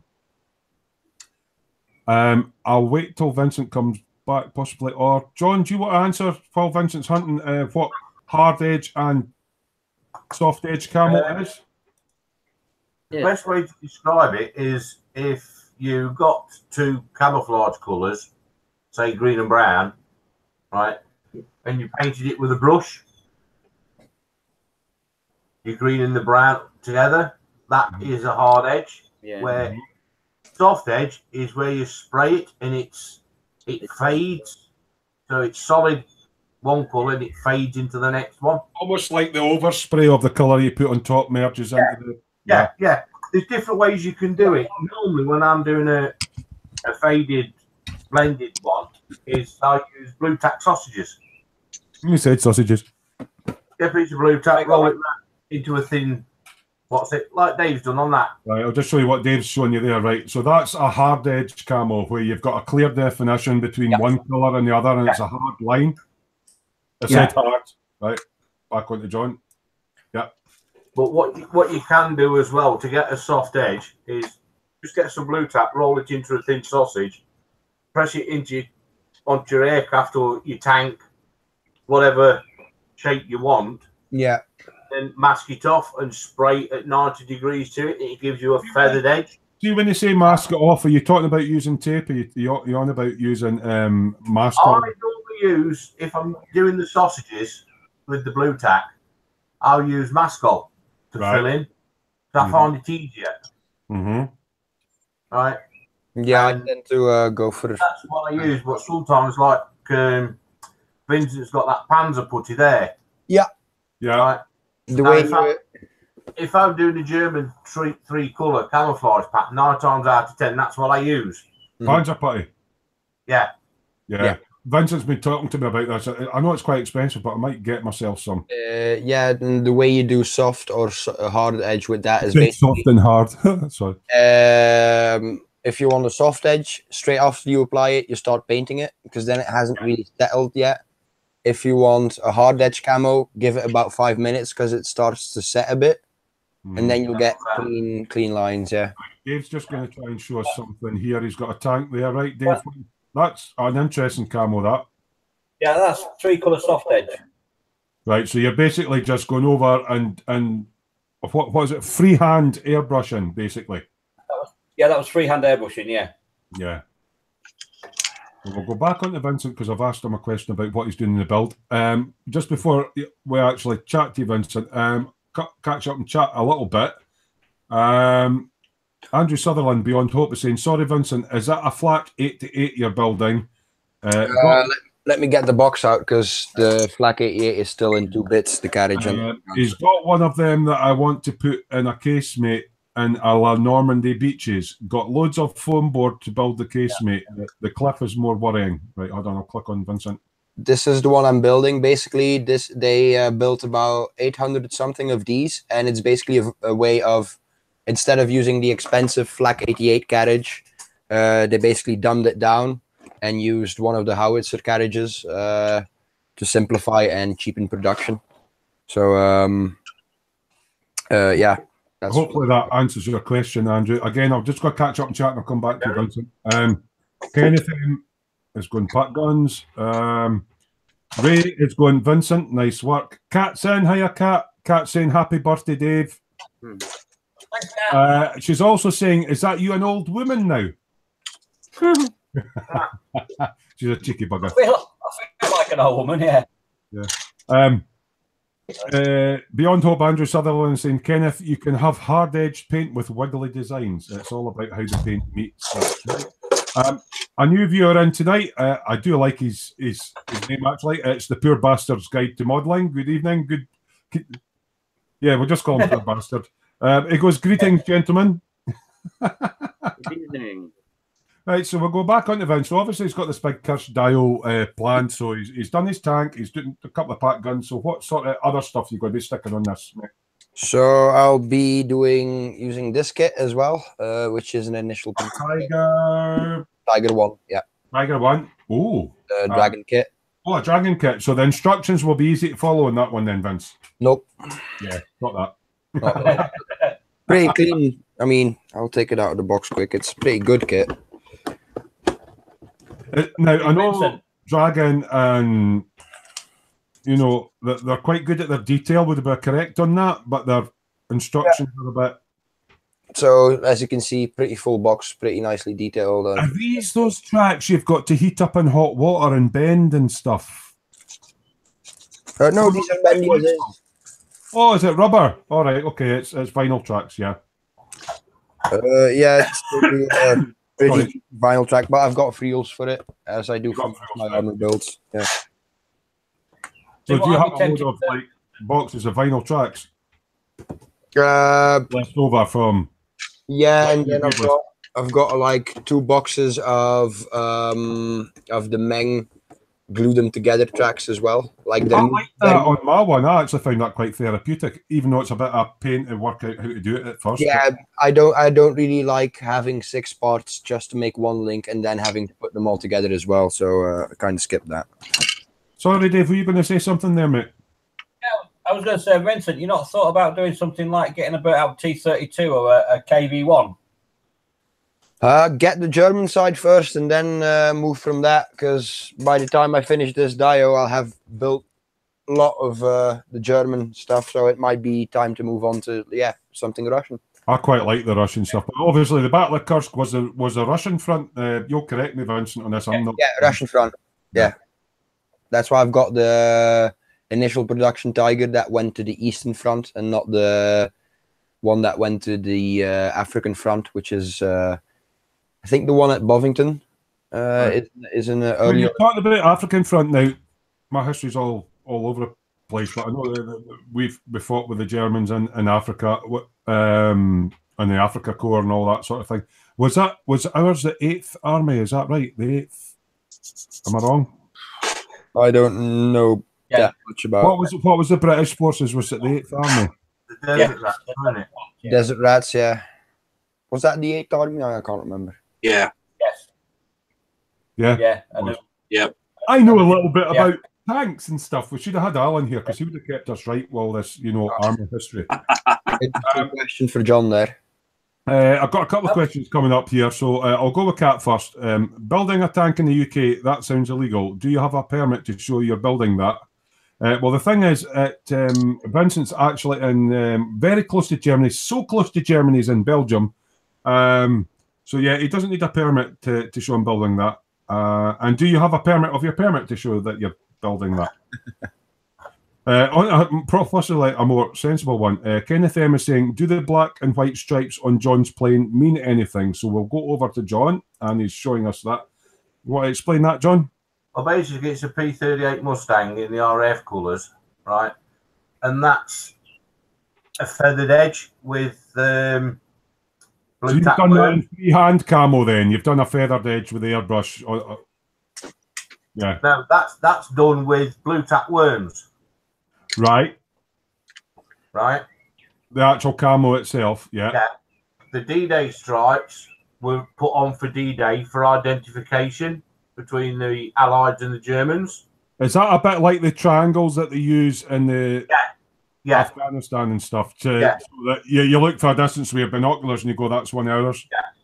But a lot of people, they'll paint them on and they'll have them all nice and straight. Well, I put some photographs in the dungeon of a guy painting them with a brush. They're hand painted. A sweeping brush. Yeah, they've been hand painted on just for. Yeah, right. So that's with the blue tack worms. There's my Kursk Panther. That's nice. Is that all freehand as well? Because that's what I call squiggly worms camo. Yeah, that's freehand. Yeah. Right. And then you've got the other extreme. T3484. Yeah. And all that red thing on the side and that would have been hand painted on when you did a kill. Yeah. And that's got a lot of people ask about that as well. That's the whitewash it's on that, so that would have been the winter. Yeah. I always feel sorry for people that do. I mean, there's one guy that comes into the dungeon and he's done a cracking job on a tank and all the weathering's beautiful. And all the camo's beautiful, and then they put a whitewash on and it hides it all, but it's realistic to the time, I suppose. Yeah, yeah. Davey UK has gone 8th Army, which was the Africa war thing. Kat saying, Belgium, you poor sod. Kat saying, seeing that plane just makes me miss War Thunder. I don't think I've watched that. War Thunder's a game, Terry. Game. Right, okay. Well, Kat's a gamer like me, but yeah, that's how I met Kat, but we'll not go into that. Yeah. I'll talk you through it in a bit, Terry. Yeah. Andrew Sutherland, aka Beyond Hope, saying, just watched a movie on Sky TV, A Battle for Moscow. A 2016 movie from Russia based on a real skirmish. Panzer IVs versus Russian infantry. Fun film sponsored by Gagin, who made the War Thunder game. There you go. Yeah. Gagin, yeah. And obviously, he's saying Kenneth at a D-Day strike to prevent friendly fire. Yeah. And I don't know what Kat's on about. Ooh, Gagin ruins things they touch. Oh my God. The film wasn't very good. Yeah, you wanted to know about the instructions, Terry. Right, okay, Vince.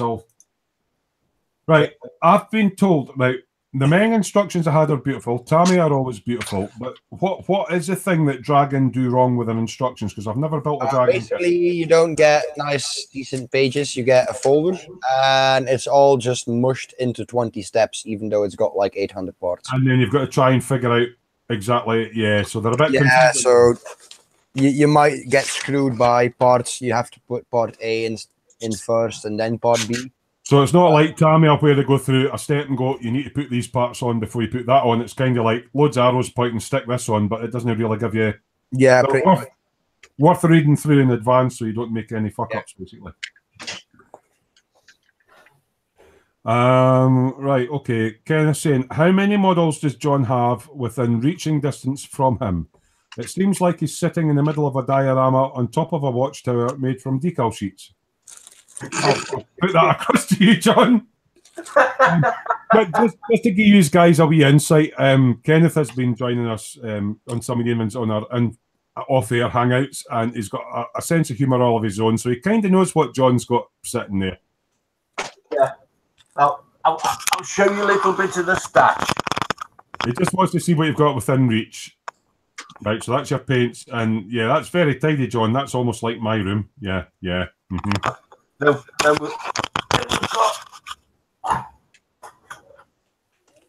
People who are watching at the moment when John was moving his camera, I forgot to say you might need seasickness tablets there, but yeah, here we go. Oh.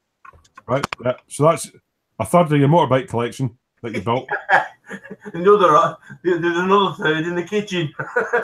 Oh. Yeah. So, but he's basically asking how many models do you have within reaching distance?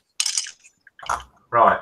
Because he's kind of describing it as you're sitting in the middle of a diorama on top of a watchtower made from decal sheets. So watch what you're doing in that wheelchair in case you slide off all these decal sheets under your arse.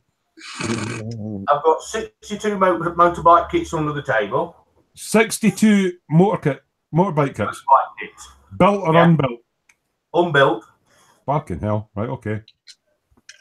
Right. The thing is, your table supported by motorbike kits. So yeah. So basically, it's all a load of Tamiya boxes, and then you've got like a kitchen worktop on the top.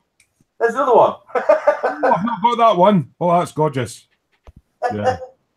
Right, in we go. Oh, there's another one. Oh, I've not got that one either. Oh, you're doing what you did to Dad when you were doing your shuttle thing, and it was like you mentioned thruster bells, and Dad goes all sort of wet in his chair, and I'm sitting there going, Now I'm going to make you coo now. No. Yes, please. Yeah. You're a bad man, John. Oh, look, another one. John, do you know you can go off people quite quickly? And then we've got a muscle bike. Actually, I quite like that. There's a couple of bikes that are VMAXs that have been super pumped, have spent 20 grand on them, and they come down with a big fat tire. Oh, yeah, not got that one either, bastard. Did I just do a smoozum? Sorry, bastard.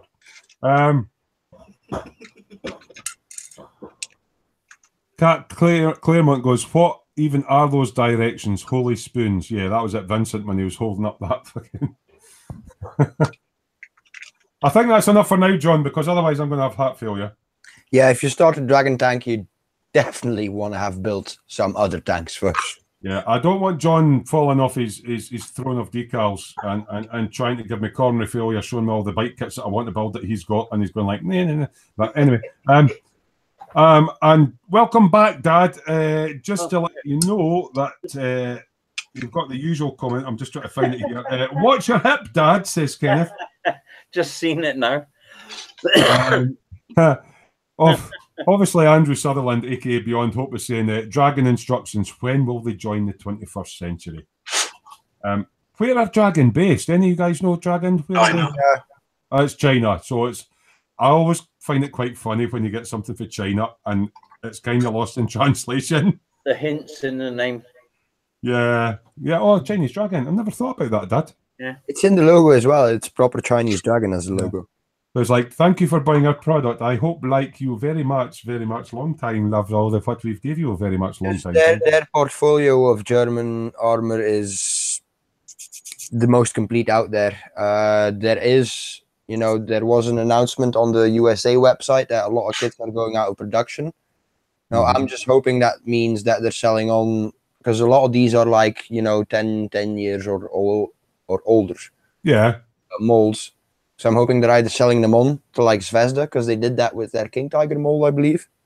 Well, I mean, I like building armor sort of in the background. I mean, I've done my first men kit. I love that Mercury. Yeah.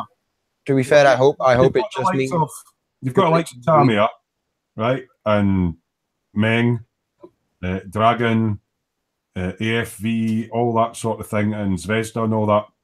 Now, on a comparison, Dragon kits, in your experience, because you've bought a lot of them, although their instructions are pretty crappy, are they good detailed kits? Is that? Yeah, they are. So they're worth getting and persevering with the instructions. Yeah, if you've done like a Meng build or a Tacom build, you'll be fine. Mm. Just take your time, watch. What would be your favourite regarding? Because I know that obviously you're doing a diorama and you like accuracy. I know we joke about rivet counting and all that. How many rivets has that tank got? But if you're going for accuracy, you're sort of, as you say, Tacom, Meng, and Dragon. Out of those three, who would be the most accurate? Or does it depend model to model? Yeah, sometimes it depends model to model, but I'd have to say Tacom is the one that surprises me the most, because they do the full interiors often as well. Because they do the Tacom. Is it no Tacom that do that one that Mike used to run about in when he was in the army? Yeah. I'm still meaning to send that over, Mike. I'll find the box at one point. Stuck it in with Dave's. Yeah, there wasn't any. Did you see how full that box was? Yeah. That was a big full box. He said, "Big full box." I'm just going to catch up in the chat a little bit. This is quite good because we're actually getting proper modelling questions on the back of Dave's birthday. It's quite cool because we missed Saturday night, so I guess you guys are just firing stuff in.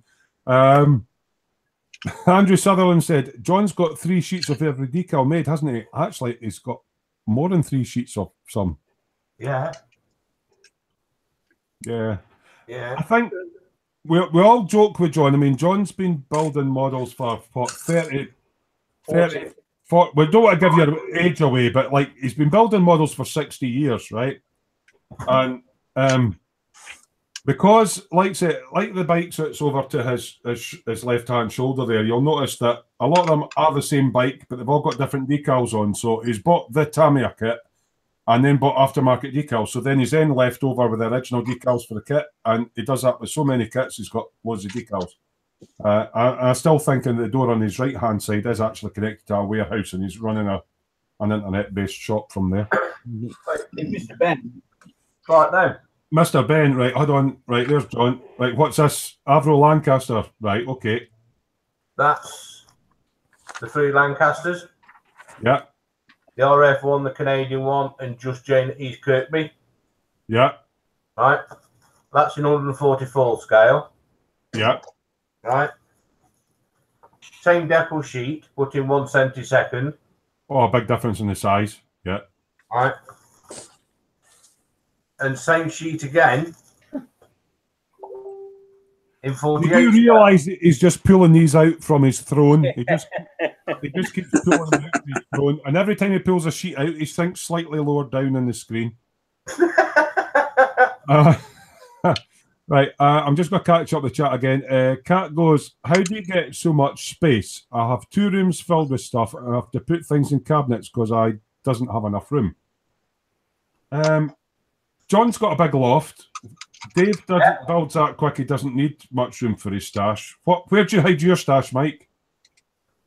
Up there. Right Up across the the top, top. And that wardrobe's got loads in as well. Oh, you got a wardrobe. Where do you hide your stash, Scott? I've got some up there and some over there and some under the desk. I'd be scared I kicked them if they were under my desk. That's the only place I don't have any. And what about Vincent? Where do you hide your stash, mate? These 2 racks. Smokes is Top 2 level. Top 2 level ones are for display. Then everything on the bottom is stash. Plus on the upper one, there is a small naughty step stash as well. You do like your naughty step stuff, though, Vincent. Yeah. Right, I'm just going to catch up the chat again. Cat, obviously that model that I drilled over at John showed, he said, did Pepsi pay you to advertise that? I don't care. Very few bike you get that stuff with. Yeah, Andrew Sutherland is saying, Cat, it's the curse of the modeler. Never have enough space. Yeah. Yeah. Expat Spain is saying, which model shop did he rob? That's probably aimed at John. Kenneth M. Sorry, Dave. He's like Mr. Ben, yeah. He goes into his wardrobe and then he comes out in full World War II fucking military. Yeah. Yeah. What happens is we mention a kit and the shopkeeper appears and just passes him the kit. That's how it works.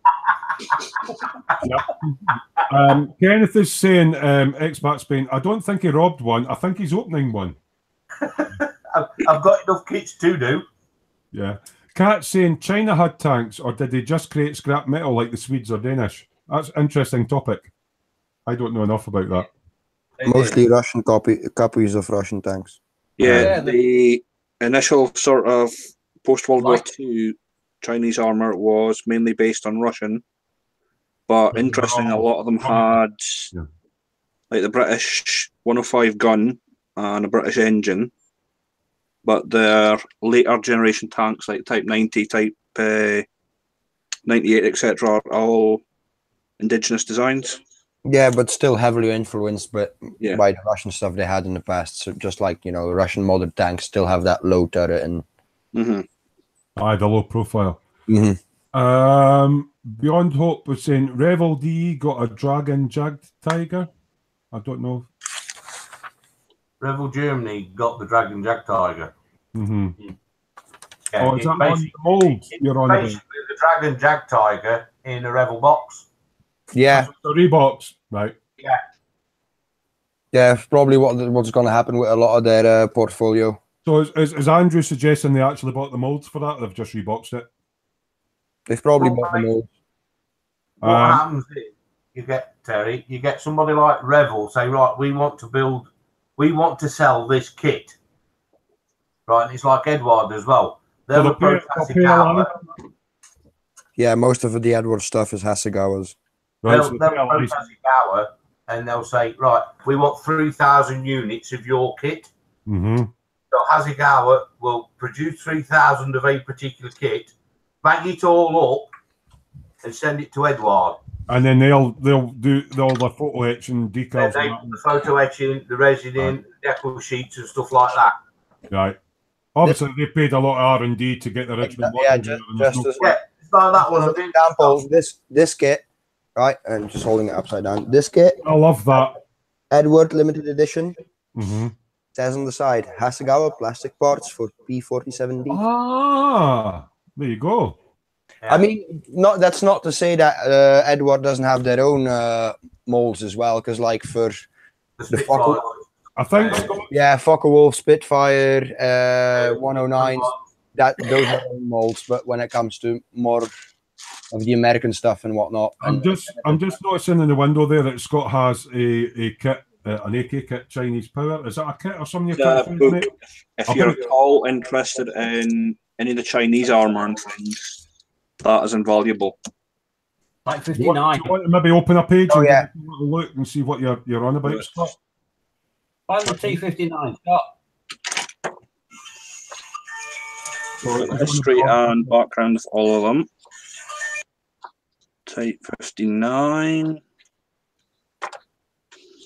And that's all the Chinese sort of armour and APCs and stuff like that. So that's Type 59, which was... Sorry for the flickering, but Scott's camera flickers a bit when you put a white page up. Yeah, it'll stop in a minute. Yeah. Like Type 59 was based on T-54, 55.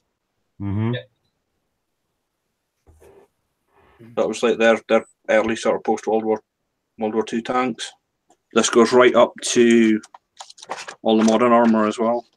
I mean, for all us guys all joking that in our Saturday night hangouts, we do have quite a few guys in the team that have got specialist niches that they like.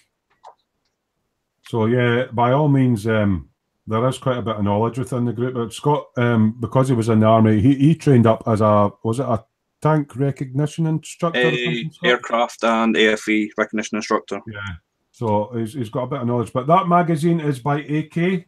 Yeah, it's actually a book. It's About really good. It goes through all post-war Chinese armour, and you get the modelling section as well. What sort of money's in that book there, I Scott? can't remember. I bought it. It was on offer at eModels when I bought it. Right, so it was an eModels buy, but what was it, a tenner or 20 quid? Or Been about 20 or 30 quid. Right, so it's quite an expensive reference book, but if you're into your Chinese armour, it's probably... But the reason I actually bought it was it goes into how to do the digital camo.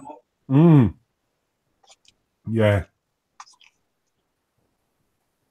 So that's nice when you've got some... See, I haven't really bought a lot of reference material as such. Oh, that, Terry. That blue one's quite cool. We're just going to flick across for Scott. Thanks for showing us that, Scott. So that's the AK. Just tell us which book it is in case It's somebody wants to the AK Chinese Power. So if you're interested in Chinese armour, the AK Chinese Power book is recommended by Scott. And we'll just pop across to John. What's John putting up there? Another book, Lancaster Squadrons. Yeah. In Focus Special Edition. Right. So what money is that? Where do you get it from and what sort of stuff's in it, John? I got this off eBay and it cost me 25 quid. Mm-hmm. And the first few pages are basically how the Lancaster came about, early production models. Then it goes through cockpits. Oh, look at that. Oh, the cockpit and real life photos and telling you what each bit is. Cool. Yeah. And then it goes through into the tail markings for the squadron leaders. Yeah. Right. And then it goes through every squadron that operated the Lancaster. Right. Right. Yeah. It shows you a typical early war camo scheme Lancaster in 44 squadron markings. Yeah. And it goes through every squadron that there ever was, basically. Yeah. And that one was based at East Kirkby. I believe it actually tells you what the now, because I know that that Dave is building a special one for a friend. That the D and the X and stuff like that was like the squadron number and all that, and it tells you in that what all the squadrons are and where they were based. And yeah, well, what I'll do, I'll show you a well-known one. Where is it? Right, 617 Squadron 5 group. So they used AJ, KC, and YZ. So if you see them, you know that's 617 Squadron. Yeah. Well, basically, what happened when 617 Squadron was formed, the code was AJ. Right. And within weeks of the damned raid,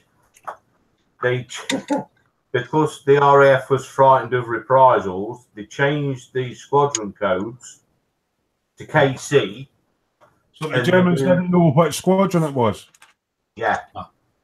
Right. So they changed from AJ to KC, and they actually moved base as well.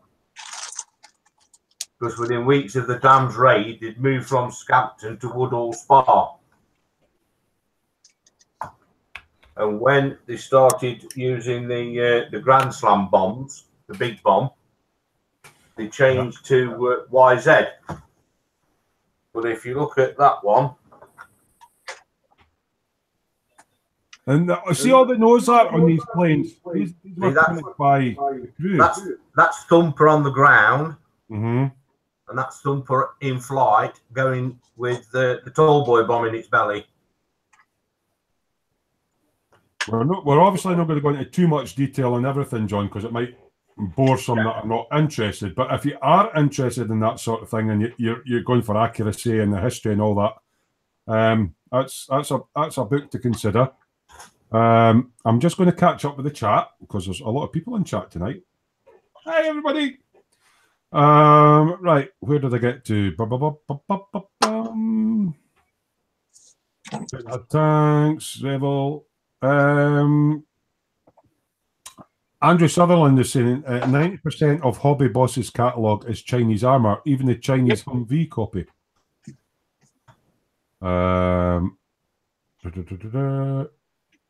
Expat Spain was saying that your warehouse on your right-hand side door would need to be as big as B&Q. Cat's going, hi, Mr. Mike. Kenneth is saying every time John gets an extra sheet of decals, he loses a hair on his head. Andrew, I've noticed that. Yeah, Andrew Sutherland saying Smoo conspiracy theory is that the door in John's room is actually a time and space portal to the E-Models warehouse.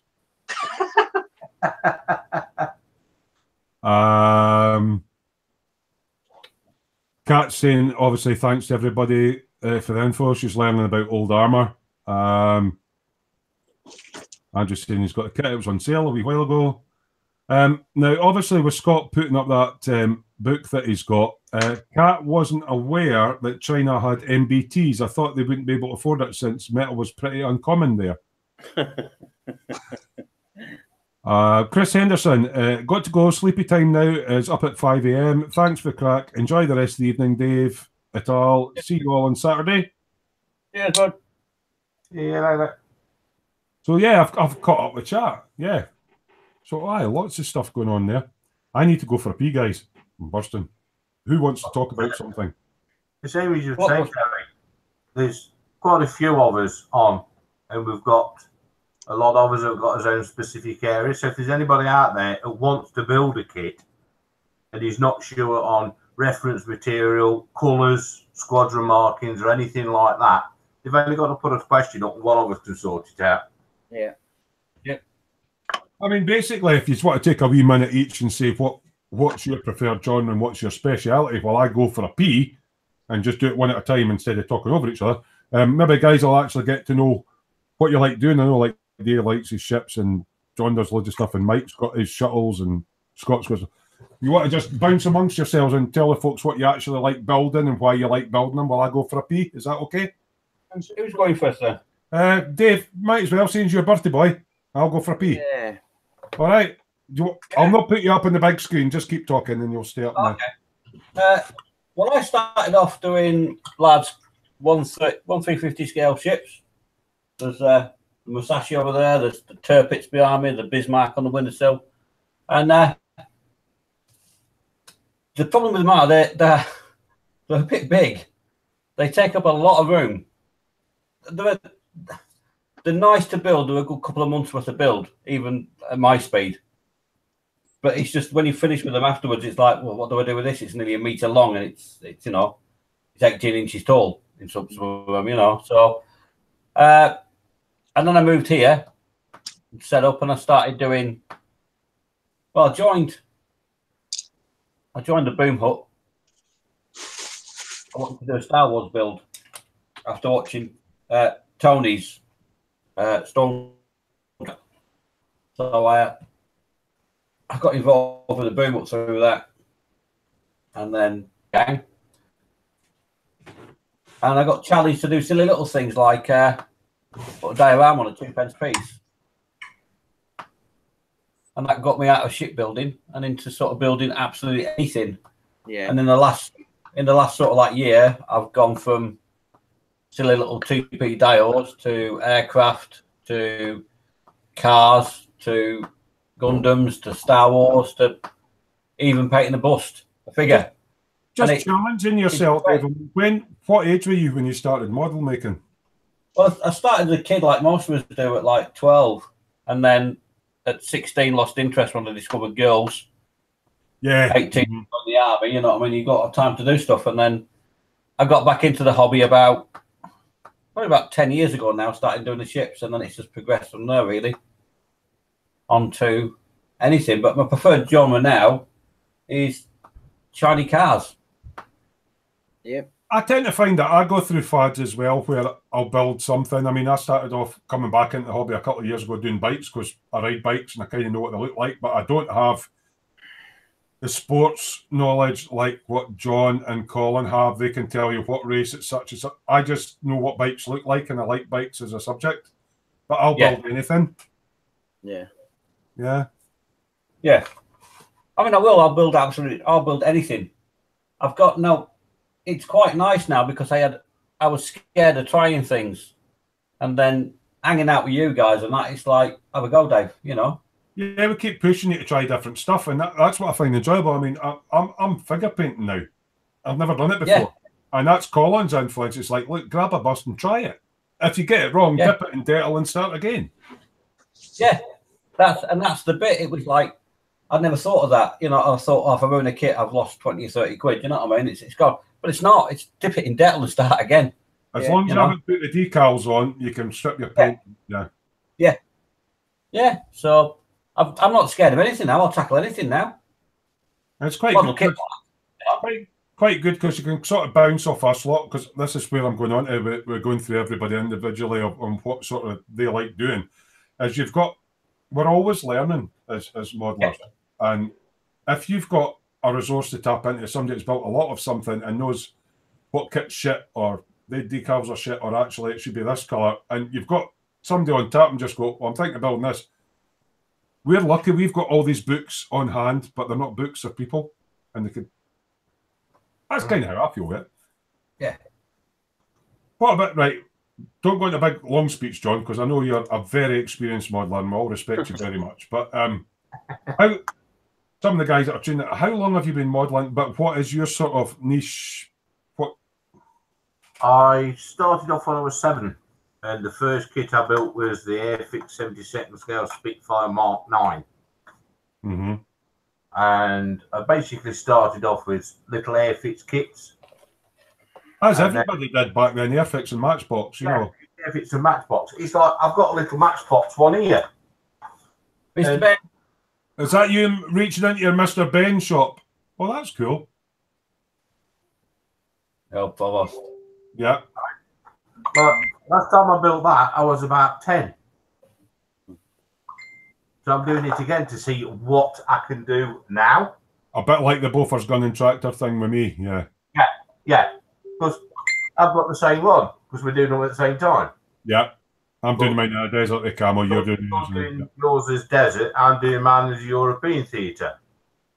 Just a quick one, we're just going to do a quick shout out. Hi, Lee Eagles, thank you for making it in. He's only just made it into chat tonight, evening. It's Dave Whystherumgone Barkers' birthday, but we're sort of going into proper modelling related chat. Right, on you go, John. Sorry.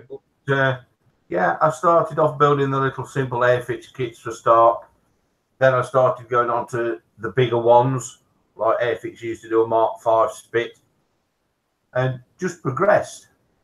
And then I was in the Air Cadets and stuff, so I got a chance to fly in aircraft and fly aircraft. Did you have anybody? I mean, the only person I had when I first started modelling, I mean, guys might have seen my little video I did when John sent me this lovely kit that I'll just click off of that just now, not to me. This lovely kit that John sent me, I had no idea. I mean, I always said that my first kit was a Bofors gun and tractor. My dad sat and taught me how to glue bits of styrene together. I mean, it's a simple kit, but it was my dad that influenced me. But back then, it's like, I'm just trying to see if I've got, you're talking about wee tubes of Humbrol glue, you know, and stuff like that, and you get strings of glue everywhere. It sparked my interest, you know. Yeah. Stringy glue. Yeah. Which actually, I think Kenneth uses for some of his effects for the drool on his lovely bus that he does with like the fangs and the. But anyway, we're digressing. But anyway, yeah. Well, the thing is with that, we all take the mick, but it still has its place. Yes. Right? And that's basically what I started off making my kits with. Right? Then I progressed to the Umbrol liquid stuff. Then on to the Revel. Now I use all sorts of stuff. It depends on what I'm doing. But we love aircraft and motorbikes, but I'll do space, real space, sci-fi, Yoo-hoo blue, yeah, stingy stuff. What did you say there? Yoo-hoo I use for making stringy stuff with. All right, Mike was holding something up there. What's Mike holding up? Plastic Magic, mate. What the fuck is that? That's good. Is this a new product? No, been out ages, but that glue anything. ABS, styrene. Yeah. Oh, I've never heard of that one. Works on anything, mate. Yeah, good stuff. Well, thanks for that one, Dad. I'd never heard of that one. Yeah. That's just what I'm on, a bit of wealth of knowledge between the guys who come out and sometimes will hold something up and it's like, never heard of that, and we'll all go and buy it. I do that with Dad as well, but yeah. Well, this is it. Every now and again, I'll throw myself a curveball. Right. Now, that curveball I did was the HMS Victory. That is totally about the Victory, but yeah. Right. So I built the Victory, Hutty Stark. Right, and I've got one in there for when I'm in the mood. The Wazza. There, right. I'm going to stop you right there. There are builds that you have done, right, that none of these guys will have seen. Yeah. We were chatting on off live hangout one night. You actually did that Dalek boss guy. Yeah. 1-to-1 scale. Oh yeah, I need to get that up in the dungeon, mate. I know you've lost some of the photos, but you. Yeah, well, this is it. The phone had what I built. Davros. It's a full-size Davros, right? And his desk lights up, and it talks, right? And I built that for a friend of mine, and I built it outside here, outside the back door, on crutches. I just had my leg amputated, and I built that outside on the back. And I took photographs of the build, but I dropped my phone in a bucket of water. I lost some of the files. I lost the files. So the guy I know has got my old phone and he's trying to recover some. But yeah, you need to get some. I mean, it's and the other thing you maybe want to go into, especially was it on the Lancaster, because you've got an airfield near to you. You were actually involved in actually restoring a 1-to-1 scale, which is why whenever we're talking about Lancasters, it's kind of like John, because you've actually worked on a real one. Oh, I don't know where the photograph is. I don't know whether it's in the dungeon or on the live feed. Is me sitting in the tail turret of a Lancaster. No, you've not shared that, but definitely get them up in the dungeon. Yeah. Yeah, I'll put it up in the dungeon. That was just before it got stripped to paint. Yeah. But it's on my phone, but you sent it to me. Sorry, Dave, you broke up a little bit there, mate. It's on my phone. He sent it to me. Yeah.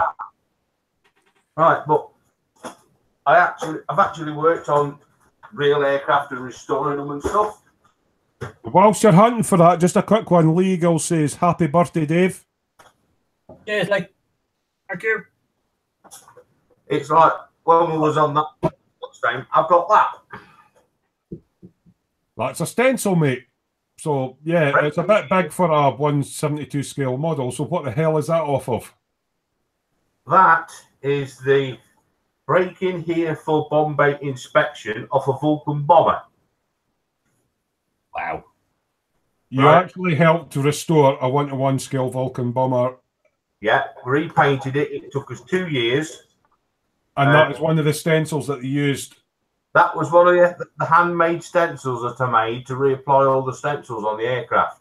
Right? On the real-life Vulcan bomber. Yeah. That there, foam lance, that sits on top of the fuselage above the Bombay. So if the aircraft has crashed and it's on its belly, not on its undercarriage, the fire crew run on top and stick a foam lance through the fuselage skin where it says that, and then pump foam into the aircraft to utilize the Bombay. And I've got a full set of them for a Vulcan bomber. So he's not only got 2,000 sets of decals on his throne, he actually has 1-to-1 scale ones for redoing a whole real life-size Vulcan bomber. Well, what I'll do is I'll see if I can find them out for Saturday night. Right, okay.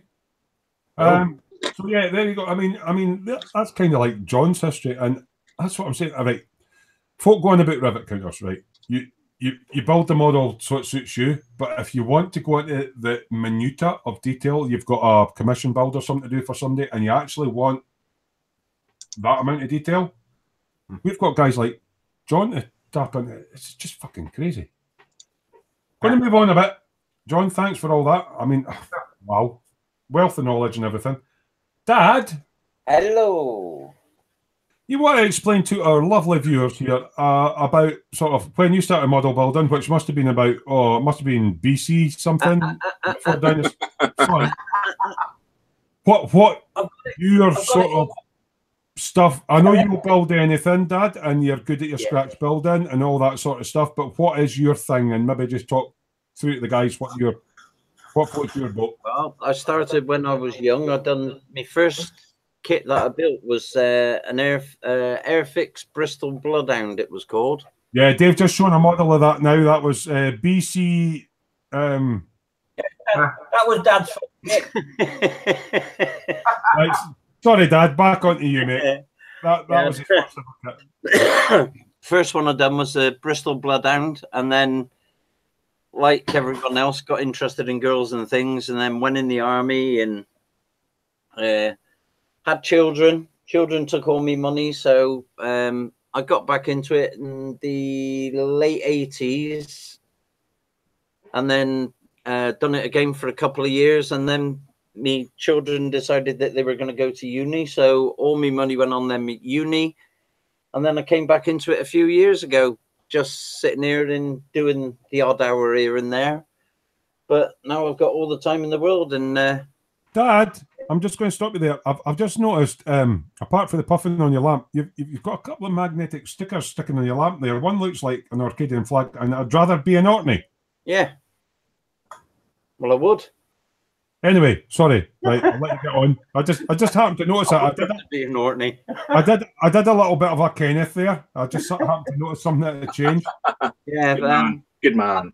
I've built all sorts. I've built all genres, and I love space. I love the space shuttle. I love the humongous one that you lot got me for my birthday. So are you talking more about actual space fact rather than space fiction, about real rockets? Yeah, I love that, but I do mainly concentrate on the shuttle, if I'm honest. But I'm going to do the Saturn V as well after seeing yours when I popped in the other day.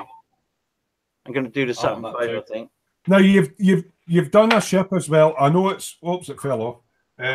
I know that you've got a slow burner in the background. You're actually doing the Titanic, and we'll take the mick out of you, but you've got it all lit up and all that. So you do ships as well, don't you? And got the old Titanic there, yes. So that's still a work in progress, and it all lights up. So you've had to drill all the holes and all that. Well, that's a work in progress, and you like your civil aircraft as well, Mike, don't you? Yeah, I love jumbo jet, and of course the shuttle goes on the back of the jumbo. Mm-hmm. But and the Airbus 380 with full interior. Airbus 380 with full interior. Yeah. And motorbikes, and I've done the big 116 Oshkosh that Ted done. That in the top of the display cabinet there. Yeah, that's a cracking kit. Trucks in military. I'd like Dave. I'll have a go at anything, and John. I'll have a go at anything. I love the shuttle, but I'll do anything. I'll get to you in a minute, Dave. I can see you're waving something in the window. Just 2 ticks, mate. You did a Revel U-boat with a sort of the cutaway of what's on the interior. Is that handy? And I know Colin was doing that as well. And that kind of made you want to do the big one that Ted was doing. Yeah, absolutely. Yeah.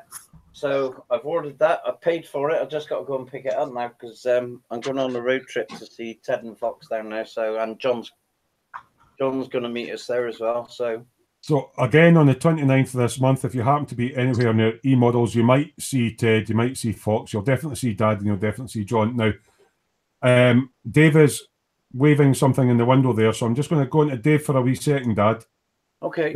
Dave, what are you? I was helping Dad with his Titanic build. I've started the iceberg. Daft bugger. Oh, dear. Yeah, so you've got quite a varied building experience, Mike. Yeah. But what would you say you would sort of specialise in? Would it be sort of? I don't. I wouldn't say I specialise in anything. I just enjoy kit building, and I'll build anything. thanks for that, Mike. I'm just going to catch up and chat there.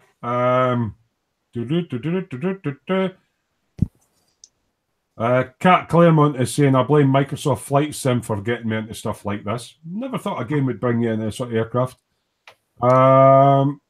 Lee Eagles is saying, glad I made it in here. I enjoy this channel. I'm glad to hear you enjoy it. So, I mean, at the end of the day, we're just sort of like, Lynn comes in as well, so it's not all just guys. There's ladies as well that come in, and we all enjoy sitting at the bench, gluing bits of plastic together, and we have a bit of harmless banter along the way.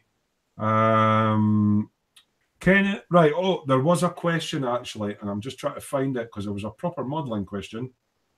Oh God! What's the best thing to glue resin to plastic together? From yes, that was the question. Who asked that one, Mike? Lee Eagles. Yeah, Lee Eagles is asking what's the best thing to glue resin together. Is sort of Hypo do it.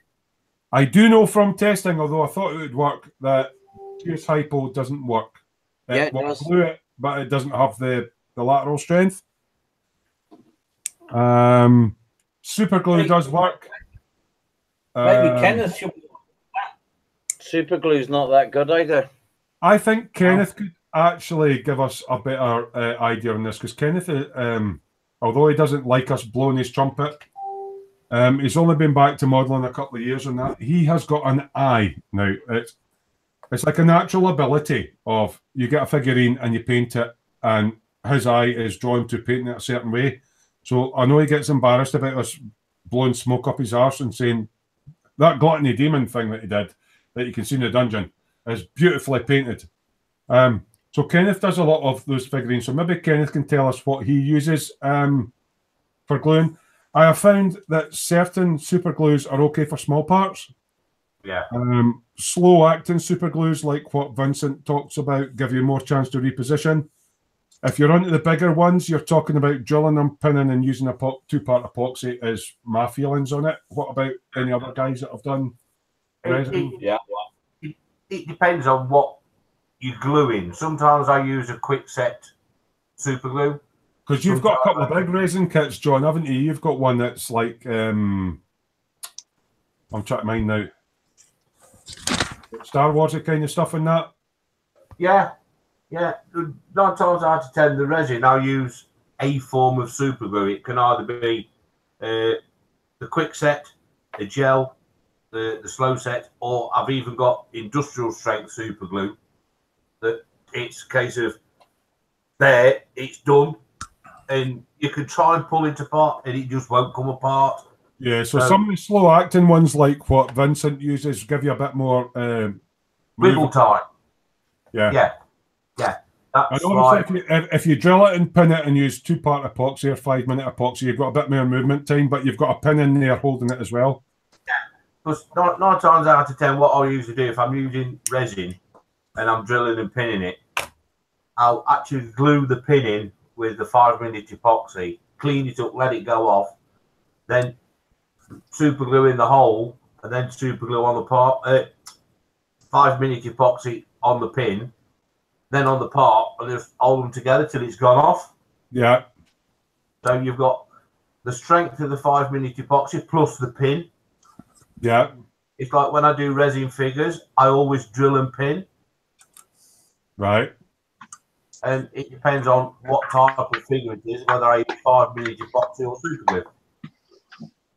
So I hope that helps you, Lee Eagles, with your question. I'm just going to catch up and chat a little bit more. We were talking earlier on about, because as a group, I've got a lot of people to bounce off. If, say, I was building an armour part that was like 1940 to 44 and it was a German armour, I would ask Vincent. If it was a Lancaster bomber, I would ask John. Kenneth M says, plus we all have all of Alan's armour knowledge at our disposal as well.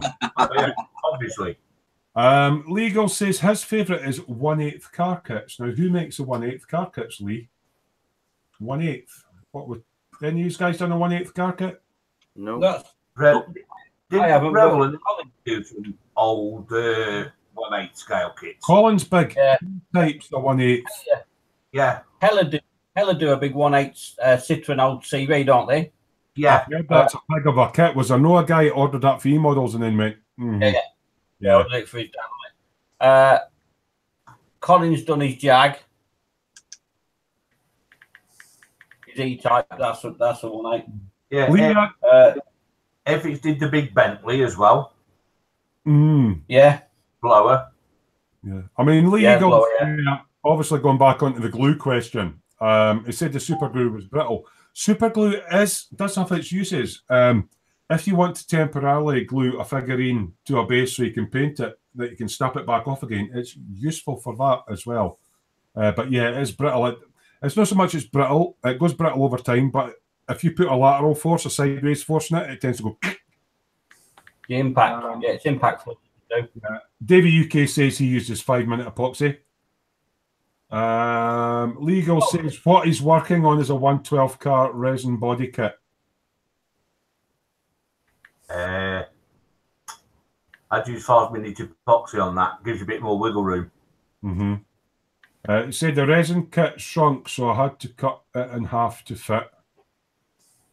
I've not really worked much with resin, so John, maybe you, because John actually has cast resin professionally. Is that right? You know how to do all the casting. Yeah. If you've got something like that and you've had to cut it and redo it, it's a job and a half, because it depends where it's gone and what's happened to how you can repair it and patch it up to get your kit back. Because I know that resin can warp with heat, and sometimes you've got to apply hot water to it. Especially, I've got a 48 scale Buccaneer in there, and it's a complete resin kit. Now the wings will walk like a banana. Lee is saying at Eagle Moss it was a 1998 kit. I don't know if you've heard of that. Eagle Moss, yeah. The part works, innit? Eagle Moss. Yeah. Part works kit. Yeah. But I've got that Buccaneer in there. Well, I've got 1 or 2 resin kits, complete aircraft kits, and it's always the wings that warp. But hot water, it makes it flexible. So 9 times out of 10, what I'll do, if I've got a wing that's warped, right, I'll dunk it in hot water, and to get it straight again, I'll tape it to my metal ruler. Yeah, steel rule. Yeah. Then just let it cool down naturally. And that straightened it up. And it straightened it up, yeah. But I've got some resin kits and stuff and armour accessory kits upstairs in my bedroom and stuff. I'll dig one of them out for Saturday as well. Obviously, I punted that Kenneth M does a lot of resin stuff, and obviously he's not in our live hangout with us. And he's obviously referring more to the figurines. He's saying, Lee, I would pin it and use a 2-part epoxy glue. If it's too thin to drill a hole in it, you can put a ditch in the resin and place a pin in the ditch and cover the ditch with epoxy glue. Yeah. Just so that you can pin it, because my Archer, I'm just going to use super glue on because it's small. But some of the stuff that Kenneth's working on is a lot bigger. So moving on, obviously we've went through Dave, John, and Dad there. Going to go on a little bit of Scott and his experience. Sorry to put you on the spot, mate. Experience of modelling when he started. What's his favourite genres and what sort of knowledge that we tap into for you, mate? You want to give us a wee insight in what you like, Scott? Generally, I build modern armour. Obviously, being a recognition instructor, we tended to build models for the recognition classes. Yeah, to help other soldiers recognise tanks and whatever. Yep. So mainly I started building 35 scale kits for that. I've been building models since I can remember. Yeah. A preferred genre? Generally modern armour. Right. So your knowledge for the modern armour is basically for your time in the army, and you were taught to recognise them. Yes. What are you? I know you build a lot of armour, but for what I've watched, even for a Daft Wee starter kits thing, I mean, your diggery thingies, and you do planes and all that, and you do bikes as well. What's your favourite sort of? Still really armour, because it's, I can do weathering and things like that, and just kind of make them look a bit more interesting. Mm-hmm. But you know, I've also done some War Games commission stuff in the past. You've done a couple of little resin figurines as well, so you've done figurine painting. I've done your knowledge of planes, Scott. What sort of? Again, mainly modern. So you're into modern stuff. Yeah, just do like the little Airfix starter kits. It's just you know, sort of refresher type things. And just going to quickly jump in and say, Ray from Malta's away says good night, guys. See you, my friend. See you on Saturday, Ray. Right. No, Ray. But Scott, you're pretty much like Dad and Dave and John. You'll build any genre. I mean, you've done cars, tanks, planes, sci-fi. But modern armour's your thing. So if I've got a modern armour question, then we would probably be aiming more at you for questions on that. And then again, I've also done bits and pieces of airbrush work and things like. Don't panic, this isn't real. Mm-hmm. I've done airbrush work and things as well. Things like that. Like, what is that? That's it's an airsoft gun. Right. It's a G36. This is one thing that I do have to give Scott big props for, and I know John has got good skills as well because he used to airbrush tanks. Scott's really good, especially in his aircraft, and it's possibly due to his airbrush skills, doing pre and post shading and stuff and all that in aircraft. That totally baffles me. I haven't got the gist of it yet. But your airbrushing skills are brilliant, Scott. Easy once you learn how to do it.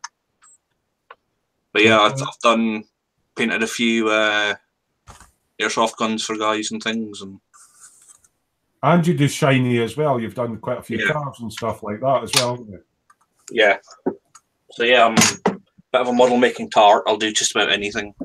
He's a tart. I mean, none of us claim to be experts in the field, but I'm quite lucky that this group of guys that I hang out with have got a wealth of experience, and I'm just going to go into somebody else who, to be quite fair, is recently into modelling, but has quite a vast knowledge of a certain period of time of armour. So yes, it's our little Belgian friend Vincent. Hey, Vince. Hey, Terry. So you're obviously only 14 years old, and just a young chap, and you've got a lovely cliffy hairdo that a lot of the guys would be jealous of because you know they're turtle wax in their head and you can just wave your fingers through your long locks. But when did you start modelling? What sort of got you into it, and why are you so interested in the genre that you're into? Obviously, people might not know, but Vincent actually lives in Flanders Field. So if you're got any sort of history with World War I and Flanders and all that sort of thing, he's got a wealth of history about him. So yeah, on you go, Vince. You want? So I got first into modelling when I was about, I think 10 or 11. So 4 years ago, yeah. Yeah, more about 18 almost. Vince is actually 27. We just wind them up. Yeah. Yeah. So about 16, 17 years ago. You know, like everyone starts out, just you know, gluing a kit together and slapping some paint on it with a hairy stick, and kind of dropped off of modeling then because high school started up. And towards the end of high school, I got kind of back into it, but with wooden ships. So I did that for a while. Built about. TK was doing stuff with wooden ships, wasn't he? Yeah, it's a different sort of modelling. Yeah, it's a different as well. Yeah, I mean, some things carry over, of course, but the actual woodwork is, you know, a whole skill set onto its own. Just going to butt into you for 2 seconds there. Fox has popped in. He's went, bums, missed it all. We'll have to catch up with the start once the stream is finished. Happy birthday, Dave. Cheers, mate. And David's just showing you a naughty step thing that he got, Fox. Yeah. So, yeah, enough of that. We had enough of naughty step. Vincent, carry on. But yeah, I built about 2 of those. But it's the fact it's very, very, very slow. It's not like, you know, spend a lot of time at model building. Even if you spend a lot of time at it, it's still a slow process because you can't, you know, steaming the planks and making them bendy and stuff like that. You can't rush that process, right? Yeah. If anybody's interested in sort of the wooden boat side of thing. TK, you might know TK for the Boom Hut. He got sent a couple of really nice. It's an Italian company, is it, Vincent? Amati. Amati make really realistic scale boats, but they're wooden and you have to bend all the planks and that. So if you're interested in any of that kind of type of modelling rather than styrene, go over to TK's site. He's got some stuff on there. Both the leading brands when it comes to wooden tall ships are Italian. One's Mantua and the other's Amati. Yeah, I think Dave has done some in the past. Dave will even say that some of these wooden kits are pretty fucking impressive, but it's a different skill set. You're steaming and bending. Well, we were on about Mike's build. Like the largest kit of a Titanic is actually done by Mantua Models, and it's actually a wooden kit for the most part. You know, of course, you start painting it and detailing it up as if it were a steel ship, of course. Yeah. But it's, you know, size of my bench easily. So you've done some of those, and then you sort of went, nah, not quite for you. Yeah, you spend a lot of money in it. Just the kit in itself is a lot of money, and then just the amount of time that goes into it before you see any result is, you know. I've looked on some of these other groups, and the guys have started these wooden ship builds, and they're talking about 6 years on, they're just finishing the rigging. Yeah. You know? Yeah, I built the Amati Endeavour, the 1930s America's Cup yacht, and it took me just over a year to build it. Dave, you do a kit in 2 days, mate. How did it take it? How long? It took me nearly a year. Basically, it was a resin hull, but then everything else was timber planks, and it just comes in lengths of timber, and you have to measure it and cut it and then steam it and bend it, and it's a whole different world. Different world. Yeah, totally. We'll go back on to Vince and where it's progressing from. Yeah, anyway, I had a break after that. I started, you know, I had a big accident on my bike, and then after the, you know, recuperating from that, I basically went on to... Looking at you, think you're like a pretty normal young man that sits and builds models, and you're 27-year-old. Do you want to go into what happened to you when it was on your bike, or? I basically got run over and dragged along a car. You know, I fell. Because there are a few bikers that tune in on our channel that obviously like building bikes and that, and we've all come off at some time. So you got hit on your bike and then you got caught up in the car and dragged along the road? Yeah, pretty much it, yeah. So what injuries do you have? I mean, you look, to me, perfectly healthy. Lower back shot, both knees are pretty much fucked, and I had a torn, a ruptured liver at that point. Bloody hell. You know, most of that's healed, but knees will always be fucked and lower back will always be fucked as well. There's no healing now. But motorbiking is fun. We do have to relay that. Yes, it is. I mean, I've come off my bike. John's come off a bike. Dave, Pip won't let him have a bike because, he tends to, we'll go no further with that. Anyway, back on your model making side of things, Vince. Where did you go from the ships? Yeah, and then I finished university college basically after a few years, and after working for like a year, got a bit of Gunpla because I always liked the anime shows. So you like your naughty step stuff? Yeah. Basically decided, you know, I've snap fit a couple together, panel lined them. I want to actually start airbrushing them. And then from that, I basically got into the World War II armor again, because when I was little, we used to go on a holiday to the Ardennes a lot. So the Bastogne area, so the Battle of the Bulge area. How did you get involved in all that? I know we rib you about, you know, historical armor. Now, you do a certain genre, a certain time period of armor. So what's your... For a young man, you've got a certain period of time. Yeah. Because you've got all that historical sort of places nearby you. What is your sort of... If somebody was to come on to the chat and go, right, I want to ask a question, and it's about armor, what's the time scale that you concentrate on for the historical accuracy side of things? World War II mostly, yeah. Right. So, but any sort of time period, we all know when World War II was, but is it the whole of World War II or? Mostly, yeah, the whole of it. Though, of course, late war is more interesting because the variety of vehicles you can pick from then. So are you on about just German armor or Russian armor, or are you on about the planes as well, or? At the moment, the stuff I have in stash is all German, but you know that'll change eventually because that's from your hometown, obviously. No, but as I was saying, I basically, you know, in the summer we went on a holiday. It was usually the Ardennes area of Belgium, like the battle. And they good party there, I believe. Yeah, they do. And you know, kind of got dragged around all these historical places and these museums, and you know, kind of got stuck, I suppose. Yeah. So you do other stuff as well apart from armor. I know you did the spaceship Yamato, which Fox has still got to build, and it's lovely. You lit it up and it's on your shelf. What other, and you sort of do, you sort of experiment with cars and stuff. As I say, you've only been back modelling about a year and a half. Yeah. What other sort of stuff do you do apart from armor? Planes, and so again, mostly World War II. Yeah. So planes and armor's your thing, but you will dabble in. Well, would you build almost anything, even the Gunpla stuff? I know you like the Gunpla. Yeah, I love my Gunpla because I love the show, but I'll build anything. But you've got quite a bit. I know us guys aren't really into it, but you quite like your Gunpla and the enemy and the whole sort of thing behind it. So if somebody does have any naughty step questions, if Fox isn't in on the chat, then you do kind of know what series and yeah.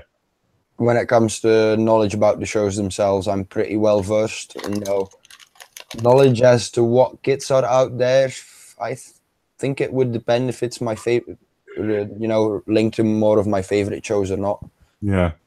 Because shows I really like, you know, I know most of the kits that are available from those shows. Shows I haven't really watched or don't like that much, you know, I won't be following what's available in kit, of course. So thanks for that. Thanks for that, Vince.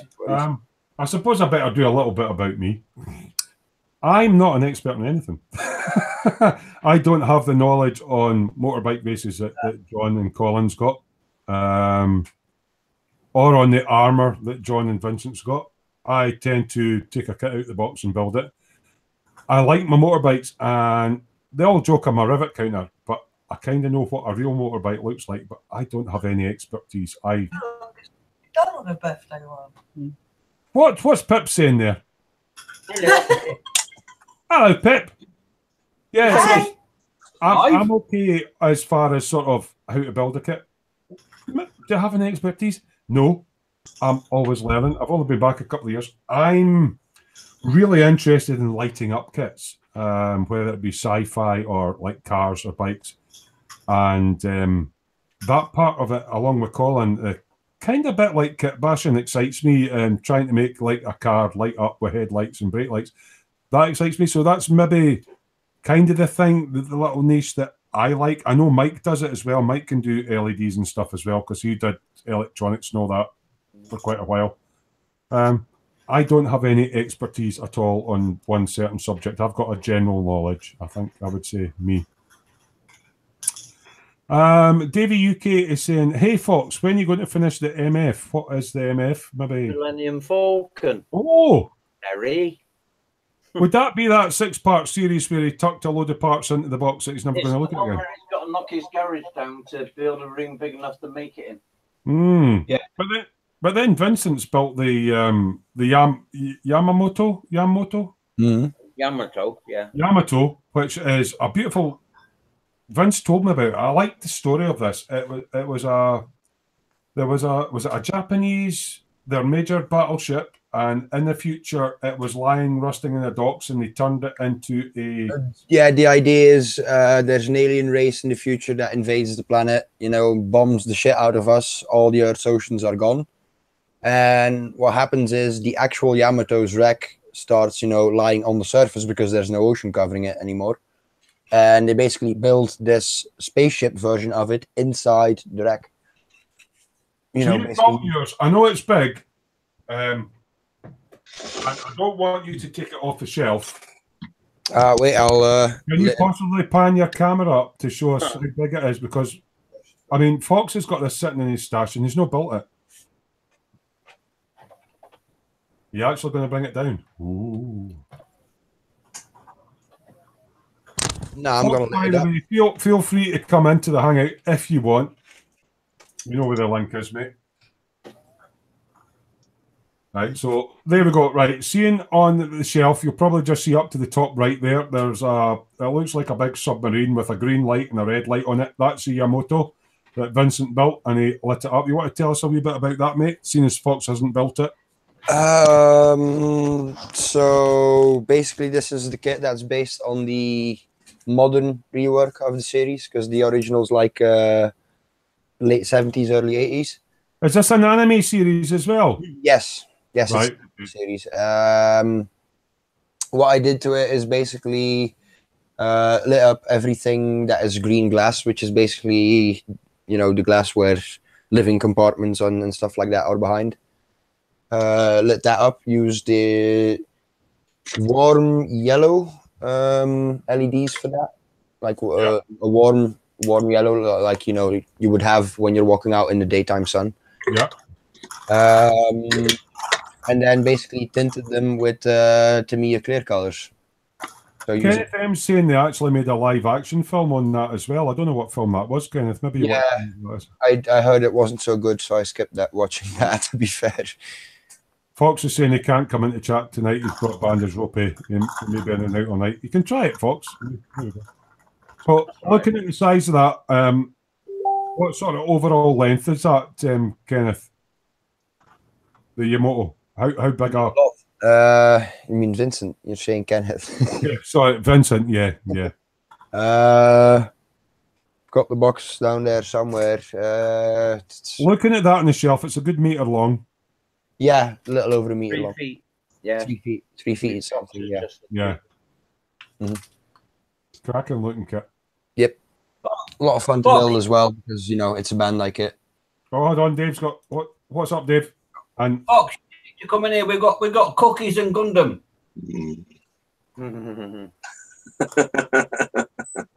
Did you say cookies? Yeah, we've got cookies and Gundams. What's the cookies, Dave? What's the cookies? Hobnobs.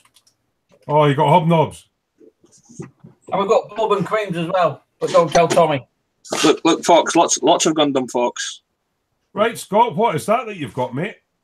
That is the tonight. I have done RX-78-2. Yeah, tonight people are like that. On Saturday night it's Naughty Step, but seeing as Dave got one for his birthday, Scott, do you want to talk us through that one?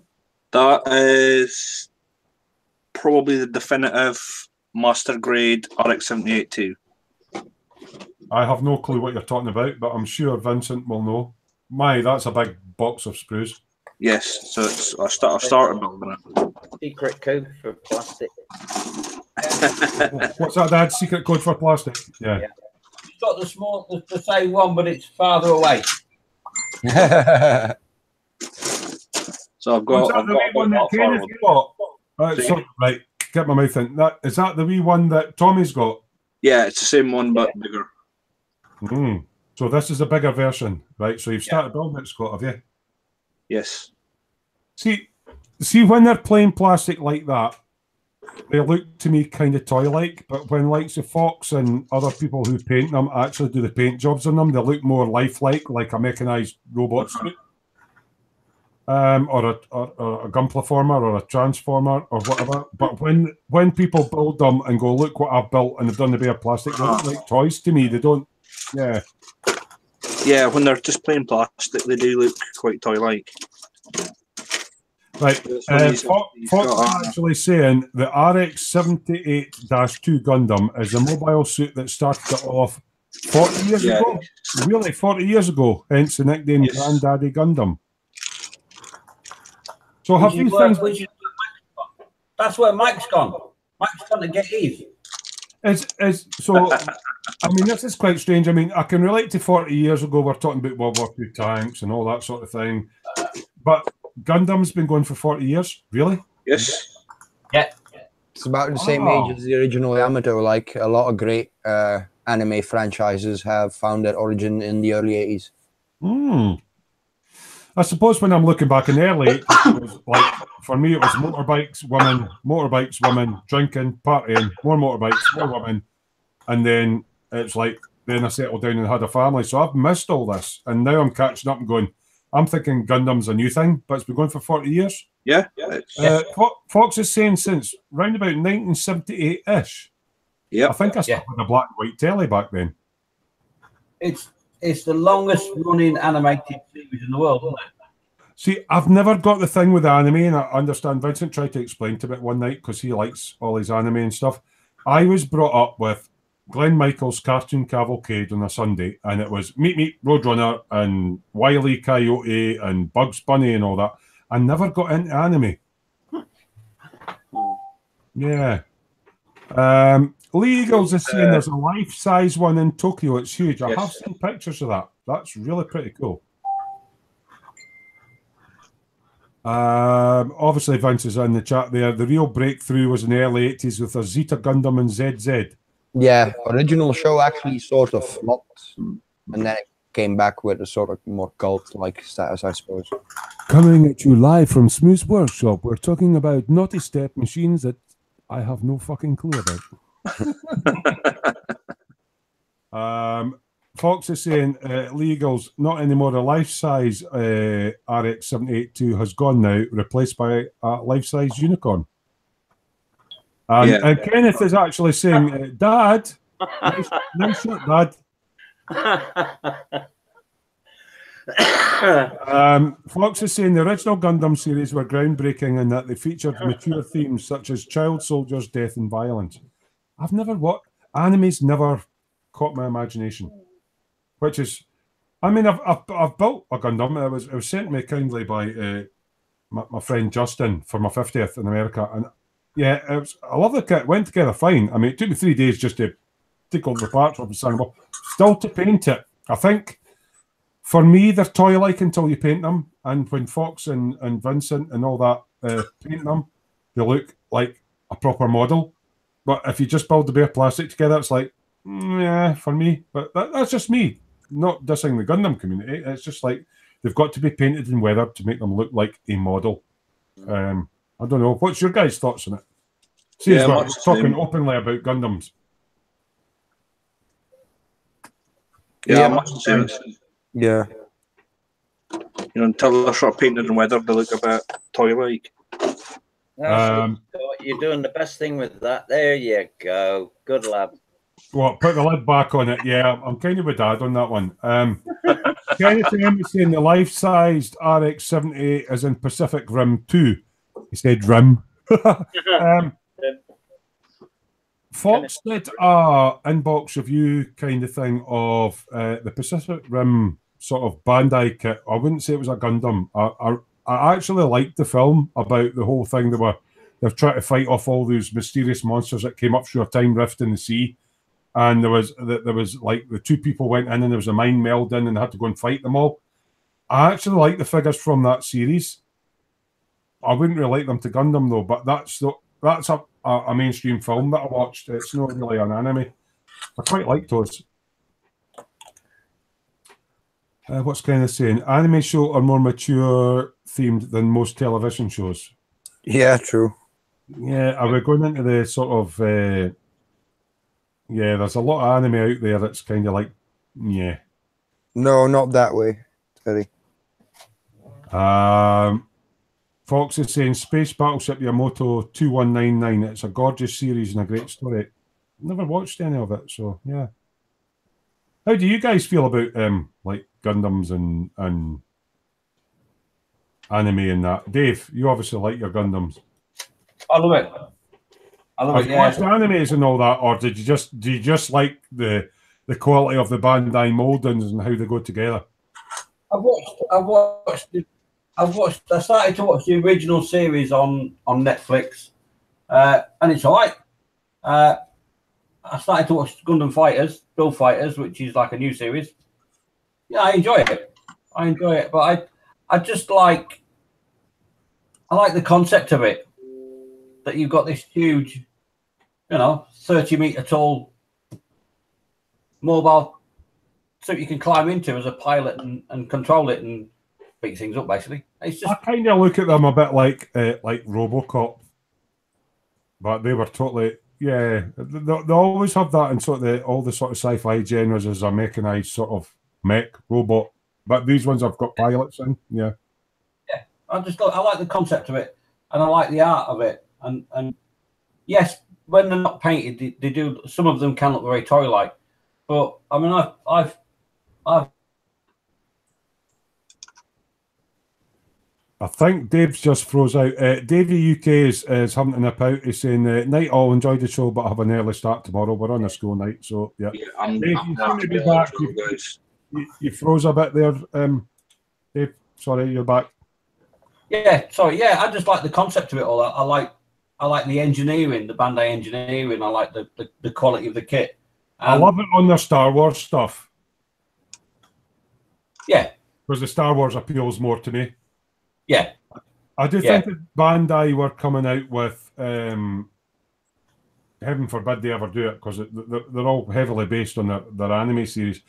If Bandai actually made right, Vince is going to laugh at me because I'm just making up as I go along, a Panzer Auf 4 Mark II 1/35 scale Tiger tank, they would make it better than Tammy and all the rest of it. And it would be They did that in the 90s. Those kids go for big bucks now. So they have actually broached that subject, but they find it a sci-fi thing. Full interior tanks, yeah. Just catching up in the chat. Lee Eagles is saying never tried Gundam. I've tried it. Beautiful engineered kit. Not quite for me. I've still got to paint it. But yeah, it's Kenneth M was on about, he meant that the messages are more mature, like child soldiers, wrong from right, stuff like that. Again, not having watched the anime series, I have no clue. And Lee Eagles is right, there's too many parts. There are quite a lot of parts. It's sand, denub, sand, click it together. That's why a lot of gunpla builders eventually buy God Hands. Yeah. Yeah, I think it's made sense, Kenneth. Right, I'm going to go for a pee. Again. Again? Yeah, I've got a bladder like a 6-year-old child. I'm going to shoot off actually because I've got work in the morning, so... me too. No, guys. No, talk later, guys.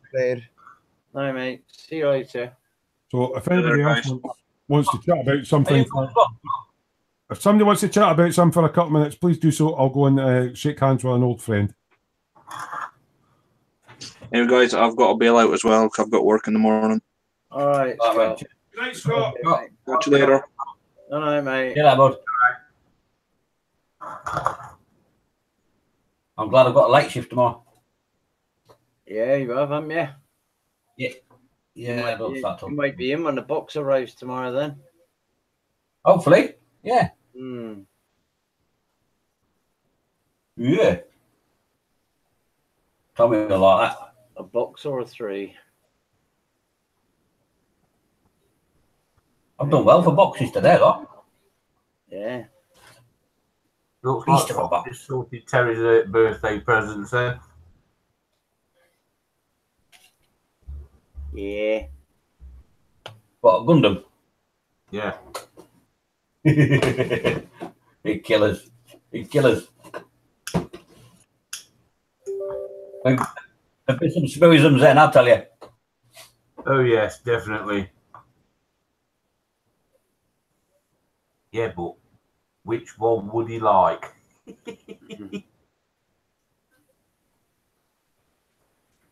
I don't know, we'll leave that to Fox.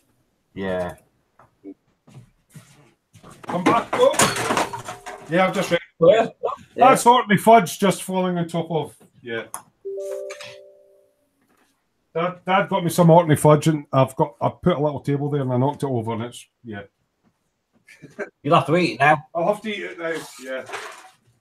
Yeah. So yeah. Obviously, this was just like a wee sort of. This is what Dave got for his birthday, and hopefully he's pleased with all his presents and stuff. And thanks very much for everybody that's come in. We will be back to our normal viewing on Saturday night, where we'll do a live show, providing I don't get any more tummy upsets, which was basically why I didn't come on Saturday. I've ran away to the toilet a few times here or there tonight. I didn't think that would be very good for a Saturday night. So sorry if you missed Saturday nights there.